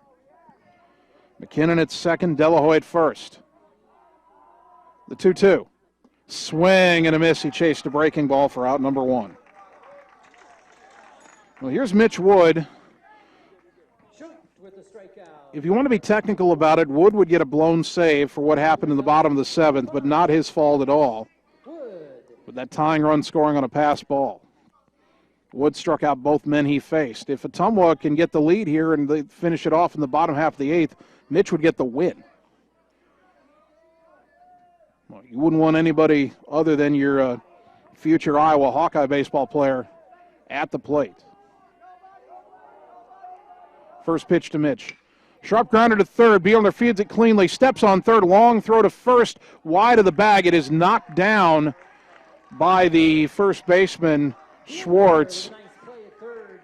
And they don't get the double play, but now there's 2 down. Wood hit it hard again, but he's 1 for 4. He reaches on the fielder's choice. McKinnon retired 5 unassisted at third. Down to second goes Delahoy, and the 8th inning's now up to Jesus Jaime, who is 0 for 3. 2 ground balls and a strikeout. And because that was a first pitch swing, Choate has enough pitches left to face one more batter. He's at 105. First pitch to Jaime. High fly to center, pretty well hit. Going back, Jurgensen drifting, and he will make the catch on the warning track to retire the side as, boy, he just missed. No runs, 1 hit, 1 error, and 2 left on base. Bulldogs miss an opportunity to take the lead. We go to the bottom of the 8th, tied at 1, back in 30 seconds on the Ottumwa Radio Sports Network. Wondering what to have for lunch or supper? Stop in and see Mike and his team at Mike's Pizza and Steakhouse. Whether you want amazing Greek food, pasta, salads, sandwiches, fish, chicken, steak, or the best pizza in town, they have what you want. They are always open for carryout, and their full menu is available at mikespizzasteakhouse.com. Thank you, Southern Iowa, for making Mike's Pizza and Steakhouse your favorite restaurant and your favorite pizza place. Proud to support the Ottumwa Bulldogs. You're watching the Ottumwa Bulldogs on the Ottumwa Radio Sports Network. You be scared of John, watch me leap though. Bottom of the 8th inning, and Mitch Wood still on the mound for Ottumwa. His job now is to keep this game tied at 1 and get the Bulldogs into the 9th inning. Boy, Ottumwa this close to winning the game in the 7th inning, a pass ball allowing the tying run to score. Then first and second, nobody out in the top of the 8th. Heart of the order coming up, threatening to take the lead. And after a strikeout for the first out, a hard ground ball ends up just a fielder's choice. And a deep fly to center just ends up and out. 2 hard hit balls, nothing to show for it. Now Ames will have 4, 5, and 6 due up. Schwartz, Bielner, and Croffel. Schwartz has walked, singled, and grounded to short, and he also had a very long foul ball to left. Home run distance, but about 15 feet foul. So Wood's going to throw the heat, but he's got to be careful because Schwartz has the power to end it with one swing. Mitch brings it home. Ground ball out to short. Delahoy has it. Throws to first. Got him one down. 1 pitch, 1 out here in the bottom of the 8th. Now the freshman Bielner, and, well, Braden Bielner has struck out 3 times. Colton McKinnon got him all 3 times, and if Wood were to get him here, that would be what they call the golden sombrero.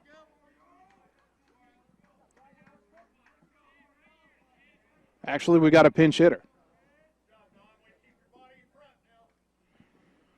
They don't have numbers on the front of the jersey. I'm waiting for the PA to announce it. Cannot see the back of his jersey. Mario Napolitano, a sophomore, will bat. Right-handed batter, first pitch. Fastball strike, 0-1. Napolitano is 1 for 6 on the season, does have an RBI. That one hit was a single. The 0-1. Bounced it in there, 1 ball, 1 strike.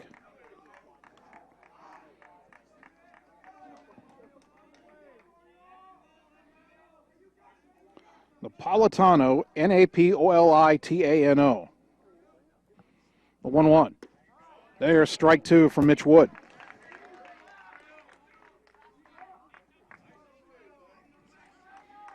One ball, 2 strikes. 1 out, nobody on, bottom 8th, game tied at 1. The pitch, breaking ball in the dirt. Count evens at 2-2. I think that's the first off-speed pitch I've seen Mitch Wood throw tonight. That might have been nothing more than a show me. Let's see if Mitch comes back with the heater. Maybe go let her high, try to get him to swing through it. Wood winds in the 2-2 pitch. It's called strike 3. Frozen with a fastball out number 2. Third strikeout for Mitch Wood. That'll bring up the left fielder, Patrick Croffel, who's grounded out 3 times. Twice to the pitcher, once to third on a diving stop by Jesus Hyman.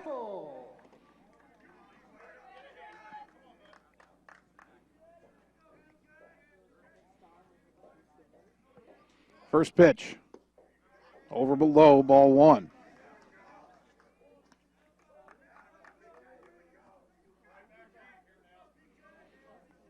One ball, no strikes to the little Cyclone left fielder. That's down and in, 2-0.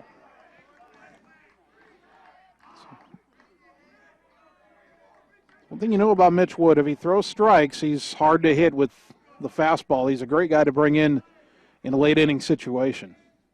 Here's the 2-0. That's low, 3-0. You don't want to, even with 2 out, you don't want to walk the winning run on. Lawson Gabriel sent on deck. If you get Croffel here, you go to the 9th inning, and then you know you face the bottom 3 in the order. But that pitch is all the way to the backstop on the fly. Ball 4, and Wood lost the control there. Down to first goes Croffle. And the batter Gabriel who's 1 for 3 with a single. Croffle's a left fielder, so you know he has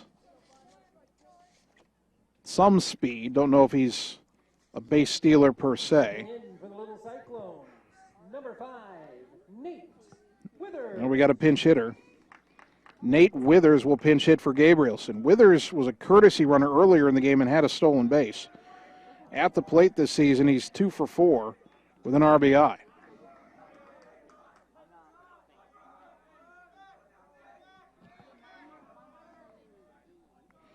So the second pitch hitter of the inning, throw to first, and diving back in safely is Croffle.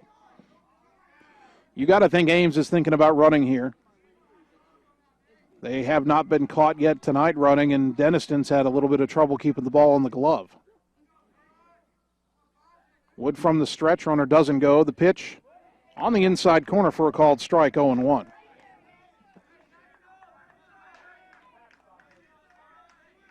Just throw strikes, Mitch. They haven't been able to hit you yet. 0-1 the count. Wood comes set. And the pitch. Fastball strike, 0-2. Well, Withers saw the 4-pitch walk to Croffle and wanted to try to wait it out himself, but 2 strikes for Mitch Wood, and he's way ahead. Trying to get Ottumwa into the 9th inning. Game tied at 1, bottom of the 8th. Croffle creeps away from first. The 0-2. Swing and a miss, strike 3. Good morning, good afternoon, or good night. Withers gone on 3 pitches, and the side retired. No runs, no hits. A man left. We go to the 9th. Tied at 1, back in 30 seconds on the Ottumwa Radio Sports Network. At Community First Credit Union, there's a lot to see. We build customized financial solutions so you can enjoy the life you want. We make it comfortable to have a conversation about what's important to you, like helping you stay on course to reach your savings goal. And what's important to us all, like helping to support causes that count. See for yourself what See First can do for you. You're watching the Ottumwa Bulldogs on the Ottumwa Radio Sports Network.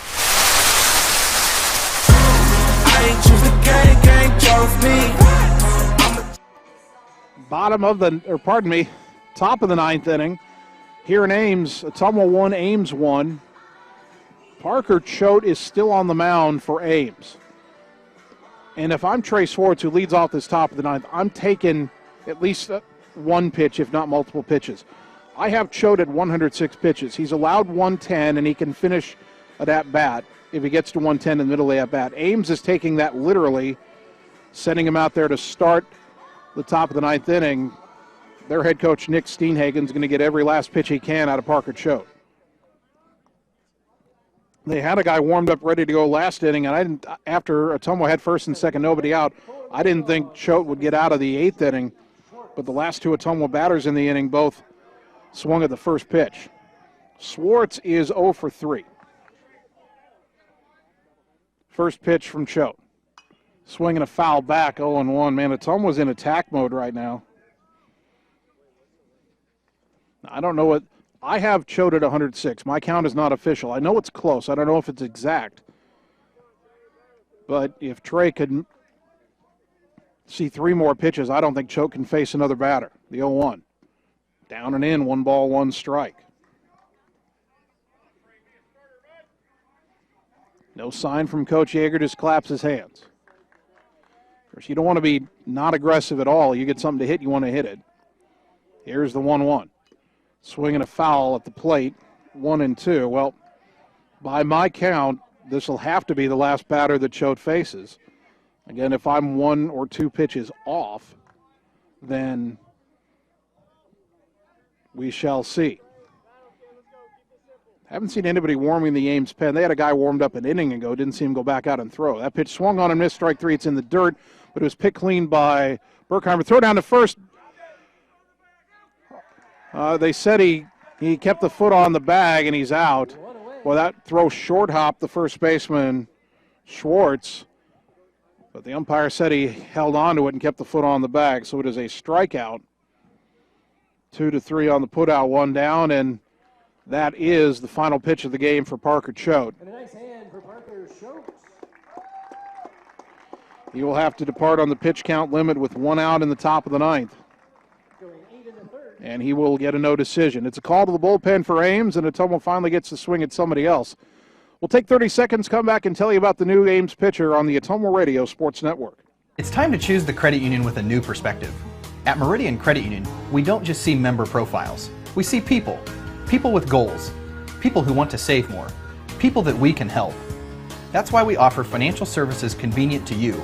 Great loan rates, online banking with bill pay, mobile banking, and credit cards. Join the many satisfied Meridian members today. See how our perspective can help you. Meridian Credit Union, where it feels like home. You're watching the Ottumwa Bulldogs on the Ottumwa Radio Sports Network. I did not come to play, I came to dominate. The new Ames pitcher is sophomore Ben Amador. He has made one start, and it did not go well.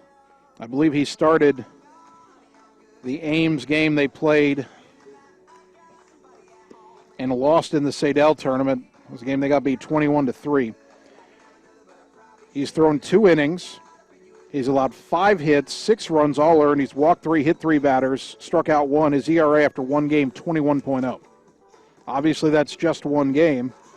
And Ames is asking him here to get the game to the bottom of the ninth, still tied. Ottumwa has 1 out, nobody on in a 1-1 game. It was Van Meter, by the way, that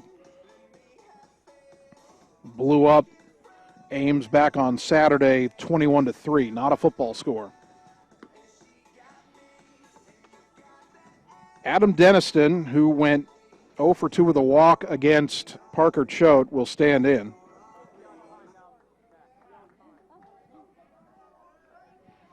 Get you the line on Choate here in a moment. Number 8, Adam Dennison. 8 1/3 innings for Choate, 1 run. It was earned, 5 hits, 1 walk, 8 strikeouts, 110 pitches. First pitch to Adam in there for a strike, 0-1.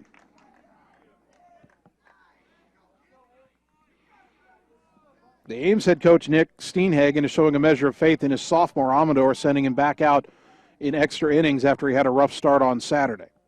The 0-1 comes in high and outside, 1 ball, 1 strike. If you're Ottumwa, you've seen those numbers on Amador. In fact, Bulldogs are looking at it with Adam Dennison on a tablet there while he was warming up.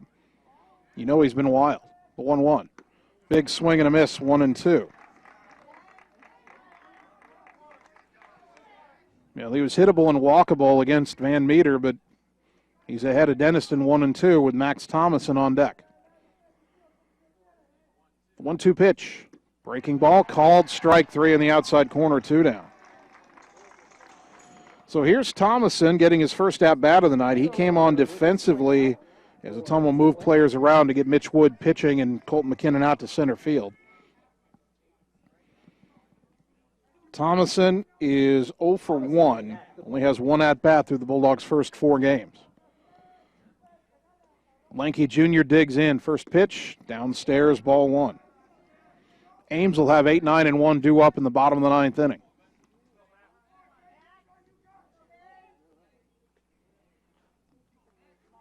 Two out, nobody on. 1-1 game, top 9. The 1-0. Swing and a miss. 1 ball, 1 strike.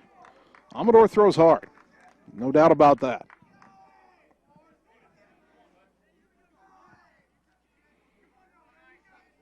1-1 to the Bulldogs' second baseman. The pitch. High and in. Oh, it came back over the corner. Thomason was ducking out of the way. It got called a strike. 1-2. Max just trying to hang in there now. Julian Moore on deck. The 1-2 pitch. Swing and a miss, strike 3, but the ball got away all the way to the backstop, and on a strikeout, Ottumwa gets a 2-out base runner as Thomason's safe at first. A wild pitch on what would have been the 3rd out of the inning. Now can Ottumwa take advantage of it?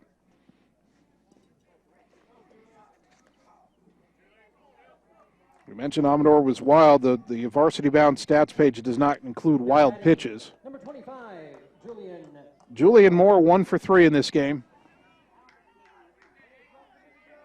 Ottumwa 1 run, 5 hits, no errors. Ames 1 run, 6 hits, 2 errors. The pitch, high, ball 1.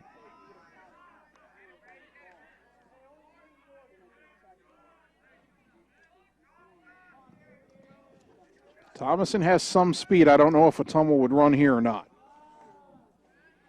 Pitch. Little nubber to the right side out towards second base. Bobbled for a moment, but throw to first by Gabrielson is in time. As Moore strikes out and the side is retired. No runs, no hits, a man left. We go to the bottom of the ninth in a 1-1 tie. Back in 30 seconds on the Ottumwa Radio Sports Network. Whether you are a player, cheerleader, or coach, your friends at Petrita Orthodontics are cheering for you. We are proud of the students in our area and are happy to support them in their school activities. We want to see you smile on and off the field. If you or your child are in need of orthodontic care, call us for a free, no-obligation appointment. We have many different options available to help your child's bite and smile. Call us today at Petrita Orthodontics in Ottumwa and Oskaloosa. We look forward to making you smile. You're watching the Ottumwa Bulldogs on the Ottumwa Radio Sports Network. I do it for the love. Bottom of the ninth inning, Ottumwa 1, Ames 1. Mitch Wood still on the mound for OHS in relief of Colton Mckinnon, who was outstanding. Wood trying to get Ottumwa into the 10th inning now. 8-9 and 1 due up. Derek Papen, Evan Gray, Cam Galt, but boy, Evan Gray's been a thorn in Ottumwa's side tonight. But Papen will be first. Papen has bounced into a double play, been hit by a pitch, and been called out on strikes. In the defensive alignment for Ottumwa, Andrew Cole's been in left all night. Colton McKinnon was the starting pitcher. He's now in center. Blaze Rominger still in right. Jesus Jaime at third. Dominic Delahoy playing short. Max Thomason at second. Trey Schwartz, of course, at first. And Adam Dennison still catching. Wood into the windup. The first pitch to Papen. Swing and a miss, strike one. Wood has faced 6 batters. He struck out 4 of them, walked 1, and seen 1 reach on a ground ball. Or pardon me, ground out on a ground ball. Bunt shown. The pitch bunted out and missed. Or maybe he foul tipped it. Either way, it's 0-2.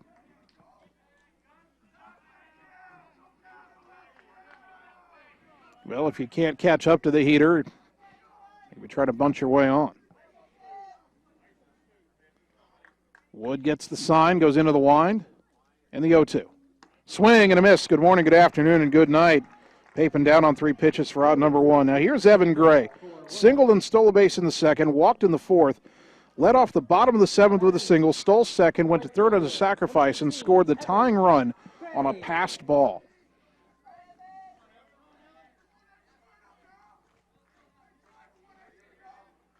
First time he's batting against Mitch Wood. First pitch in the dirt, ball 1.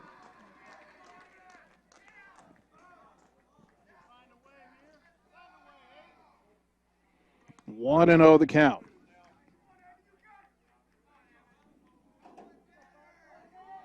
This is the 8th batter Wood has faced. Cam Galt on deck. That'll be the last of the hitters first time through the order for Mitch Wood. The 1-0. Swing and a miss. 1 ball, 1 strike. They're still not catching up to the heat.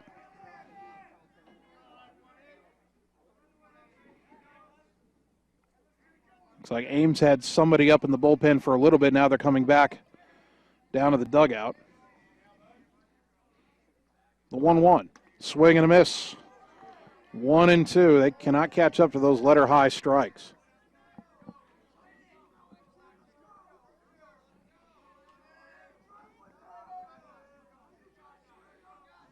One and 2 to Evan Gray. Mitch Wood winds and delivers. Fastball at the knees called, strike 3, 2 down. That is 6 strikeouts for Mitch Wood. He's now thrown 2 in the 3rd innings. Top of the order, Cam Galt. A single, a strikeout, a walk, and a sac bunt. So officially 1 for 2. First pitch. Fastball strike, 0-1.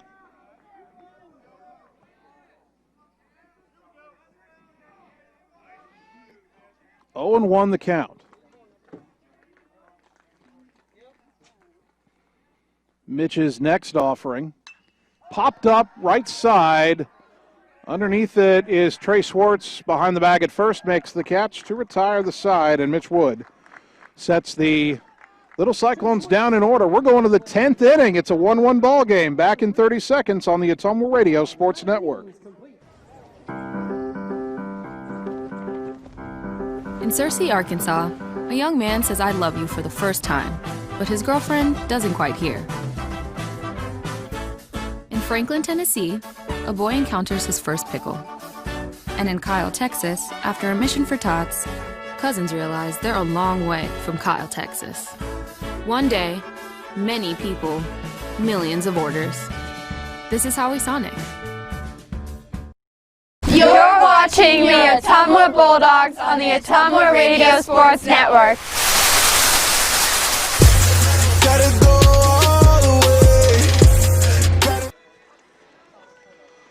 We don't often see the 10th inning in high school baseball, but here we are. Ottumwa 1, Ames 1. Bulldogs 9-1-2 due up in the order. McKinnon, Delahoy, and Rominger against the right-hander Ben Amador, who got the final 2 outs of the 9th inning for Ames.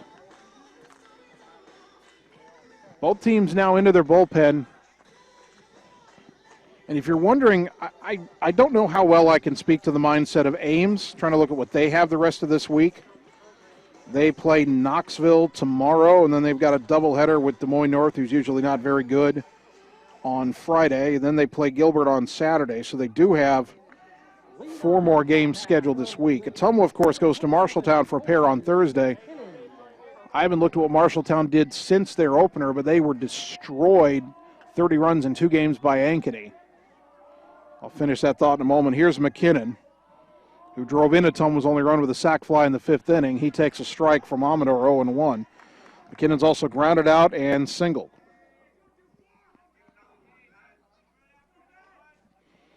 Oh and 1 the count. The breaking ball rolled slowly to the first side, picked up right near the bag by the first baseman Schwartz, who steps on the bag for out number 1. Back to the top of the order, Dominic Delahoy, who is 0 for 4, reached on an error his last time up. If you're Ottumwa, you've only got 2 more games this week. They're Thursday against Marshalltown, and if Marshalltown is as bad as their opening 2 games made them look, then you may be inclined to keep Mitch Wood in there a little bit longer. Pitch in the dirt, ball 1.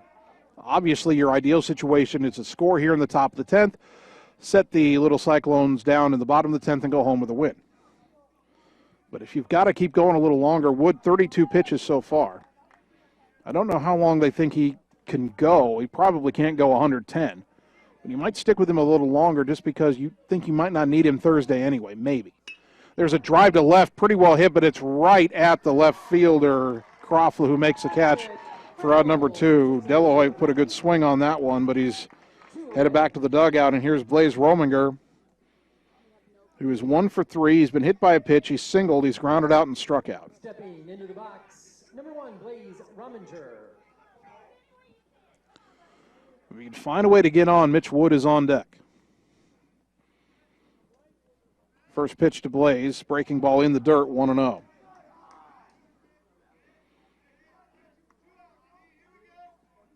I don't know what the full scouting report on Amador says. His first performance of the year, very wild. He has not been very wild here tonight, although Ottumwa did have a man reach on a strikeout wild pitch. Late swing and a foul. That hit the light pole above the first base dugout. Count even at a ball and a strike.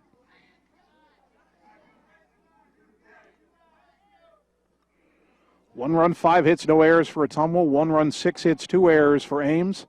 Top of the 10th, tied at 1. The 1-1. Fastball inside, and the count goes to 2-1 on Rominger.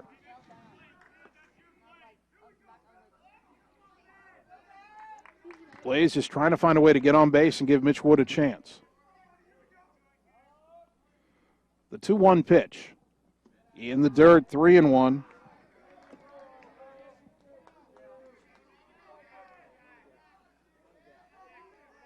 Coach Yeager may be giving some kind of subtle sign to Rominger. I don't know. Would you have him take right here 3-1?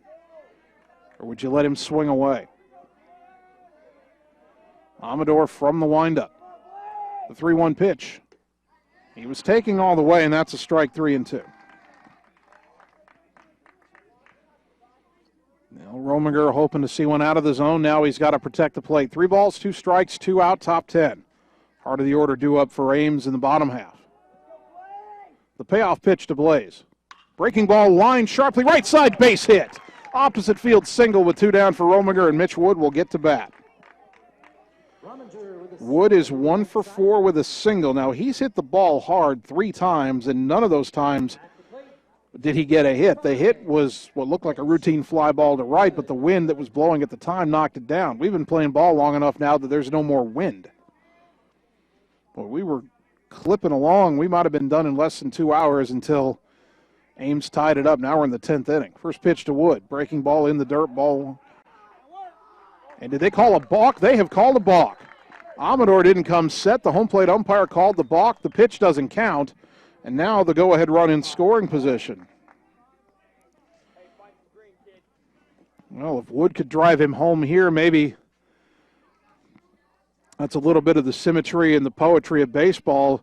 Ames tied the game on a passed ball in the bottom of the 7th when Ottumwa was on the verge of a win. Now will a balk help Ottumwa go back in front? Wood's got to make it pay off. Rominger getting a lead at second. Coach Yeager at third hoping to wheel him home. A look back at second and the 1-0. Or pardon me, that's ball 1. First pitch didn't count. It was a balk. That is ball 1. Scoreboard says 2-0, but it should be 1-0. Should be 1 ball, no strikes, and I hear the Ottumwa dugout say the same thing. When you have a balk, the pitch does not count.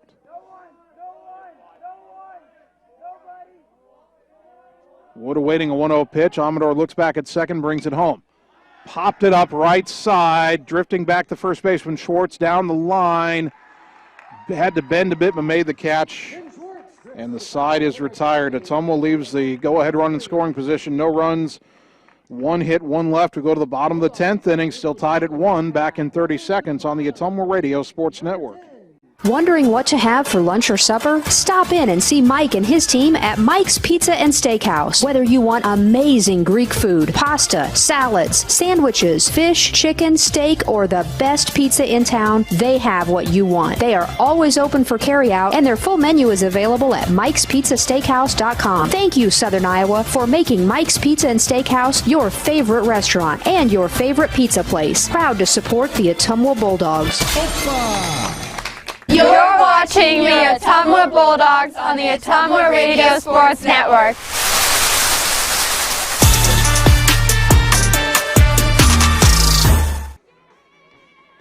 Bottom of the 10th inning, Ottumwa 1, Ames 1. Bulldog Baseball, 1240 AM, 102.7 FM KBIZ. The live video stream still running at ottumwaradio.com. Also on the Ottumwa Radio Group Facebook page and on the Ottumwa Radio YouTube channel. Mitch Wood has pitched 2 2/3 innings in relief. Technically stuck with a blown save for this one, not his fault. Tying run scored on a pass ball with 2 out. He has struck out 6 of the 8 outs that he's recorded. It is the heart of the order for Ames, and maybe a bit more importantly for Mitch, this will be the second time through the order for him. He's facing hitters he faced previously. Brady Berkheimer is 1 for 4 with a pair of strikeouts. He was the first batter that Wood faced. He struck out with that tying run on third and 1 out in the 7th inning, and Ottumwa looked like it might get out of here with that 1-0 win. But we're still here in the bottom of the 10th, tied at 1. Left-handed batting catcher. First pitch from Wood. Swing and a miss. Strike 1, still a bit late.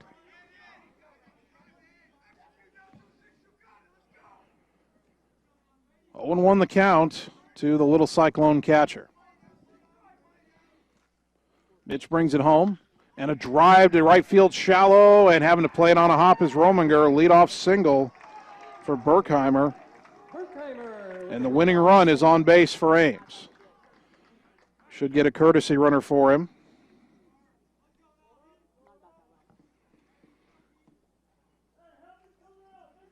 Let's see who it is. That will be, Number 15, let's see. Ashes. Peter Ashes will run, ASJES.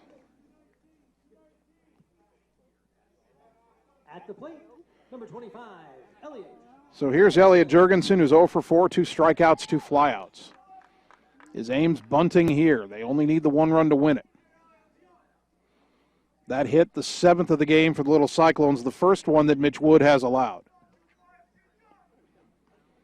Boy, this would be such a missed opportunity for Ottumwa if they don't get out of here with the win. Throw to first, and diving back in safely is Ashes.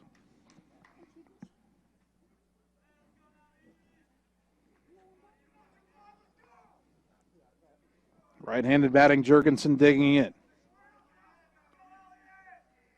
Bunt shown. Bunt is a good one in front of the mound, fielded by Jaime. Throws to first in time for the out. Winning run potentially down to second. Sacrifice 5-3. Jurgensen lays down the sacrifice. And now Ames will have 2 chances to drive in that winning run, starting with Ben Schwartz, who is 1 for 3 with a single, a walk, and a couple of ground balls to short. He grounded out against Wood in the 8th inning. And he's got power. First pitch. High fly ball to left. Going back Cole, drifting. He is unable to make the catch by the fence. Now the runner at second had to hold. They throw to third. Not in time. It got away. Wood backing it up. The runner coming to the plate, and he will score, and Ames wins it 2-1. Ames was not going to win the game on that play. But after Cole couldn't catch the fly ball, Delahoy tried to make the relay throw to third. He threw it away. And the winning run scores on a play that's going to go down as a pair of Ottumwa errors. Oh, my goodness. So that's an error, left fielder, and then an error to the shortstop. And what a rotten way for Ottumwa to lose and for Mitch Wood to get a loss. That should have been caught out there. The final 2-1. We'll take 3 minutes, come back, and wrap up a very entertaining but in the end frustrating night on the Ottumwa Radio Sports Network. At Community First Credit Union, there's a lot to see. We build customized financial solutions so you can enjoy the life you want. We make it comfortable to have a conversation about what's important to you, like helping you stay on course to reach your savings goal. And what's important to us all, like helping to support causes that count. See for yourself what See First can do for you.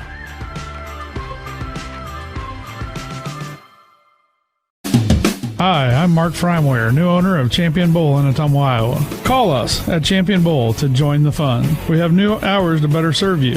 We are open Monday through Thursday, 10 a.m. to 10 p.m., Friday and Saturday, 10 a.m. to midnight, and noon to 10 every Sunday. If you just want to hang out in the lounge, we have a full bar and a great menu. Make sure and like us on Facebook for weekly fun and special at Champion Bowl in Ottumwa, where bowling is fun.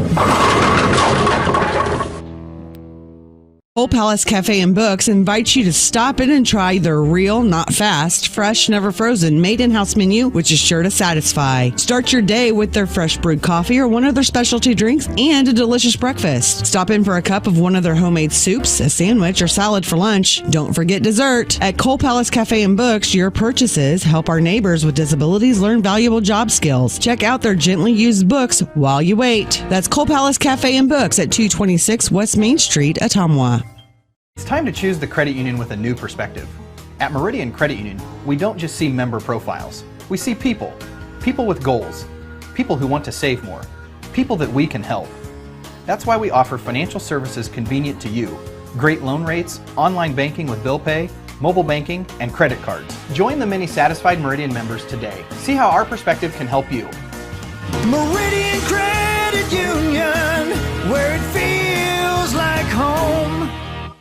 Wondering what to have for lunch or supper? Stop in and see Mike and his team at Mike's Pizza and Steakhouse. Whether you want amazing Greek food, pasta, salads, sandwiches, fish, chicken, steak, or the best pizza in town, they have what you want. They are always open for carryout, and their full menu is available at mikespizzasteakhouse.com. Thank you, Southern Iowa, for making Mike's Pizza and Steakhouse your favorite restaurant and your favorite pizza place. Proud to support the Ottumwa Bulldogs.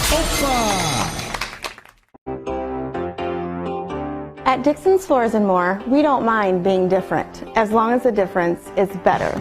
With hundreds of brands to choose from, including the largest manufacturers in the industry, we transform the volume of products we carry into lower prices for you. Don't start your project without starting at Dixon's Floors and More. Mention you saw this video and receive 5% off your entire purchase at Dixon's Floors and More in Ottumwa. You're watching the Ottumwa Bulldogs on the Ottumwa Radio Sports Network.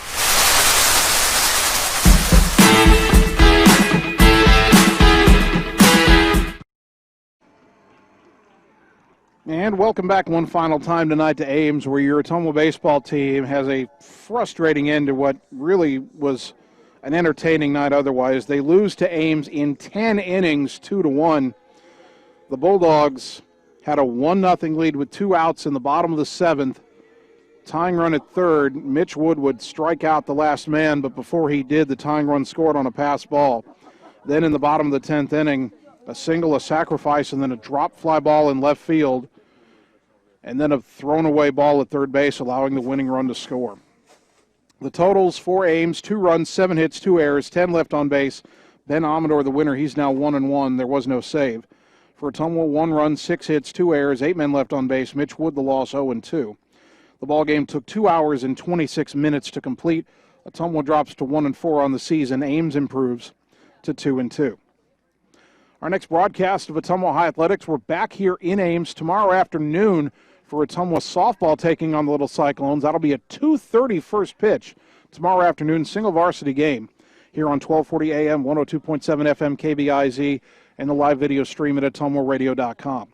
I want to thank all of our sponsors one more time: Meridian Credit Union, Petrita Orthodontics, Champion Bowl, Community First Credit Union, Slayton Polaris, Sonic Drive-In, Dixon's Floors and More, Mike's Pizza and Steakhouse, the Ottumwa Community School District, Cole Palace Cafe and Books, Family First Chiropractic, Lisco, and River Hills Community Health Center.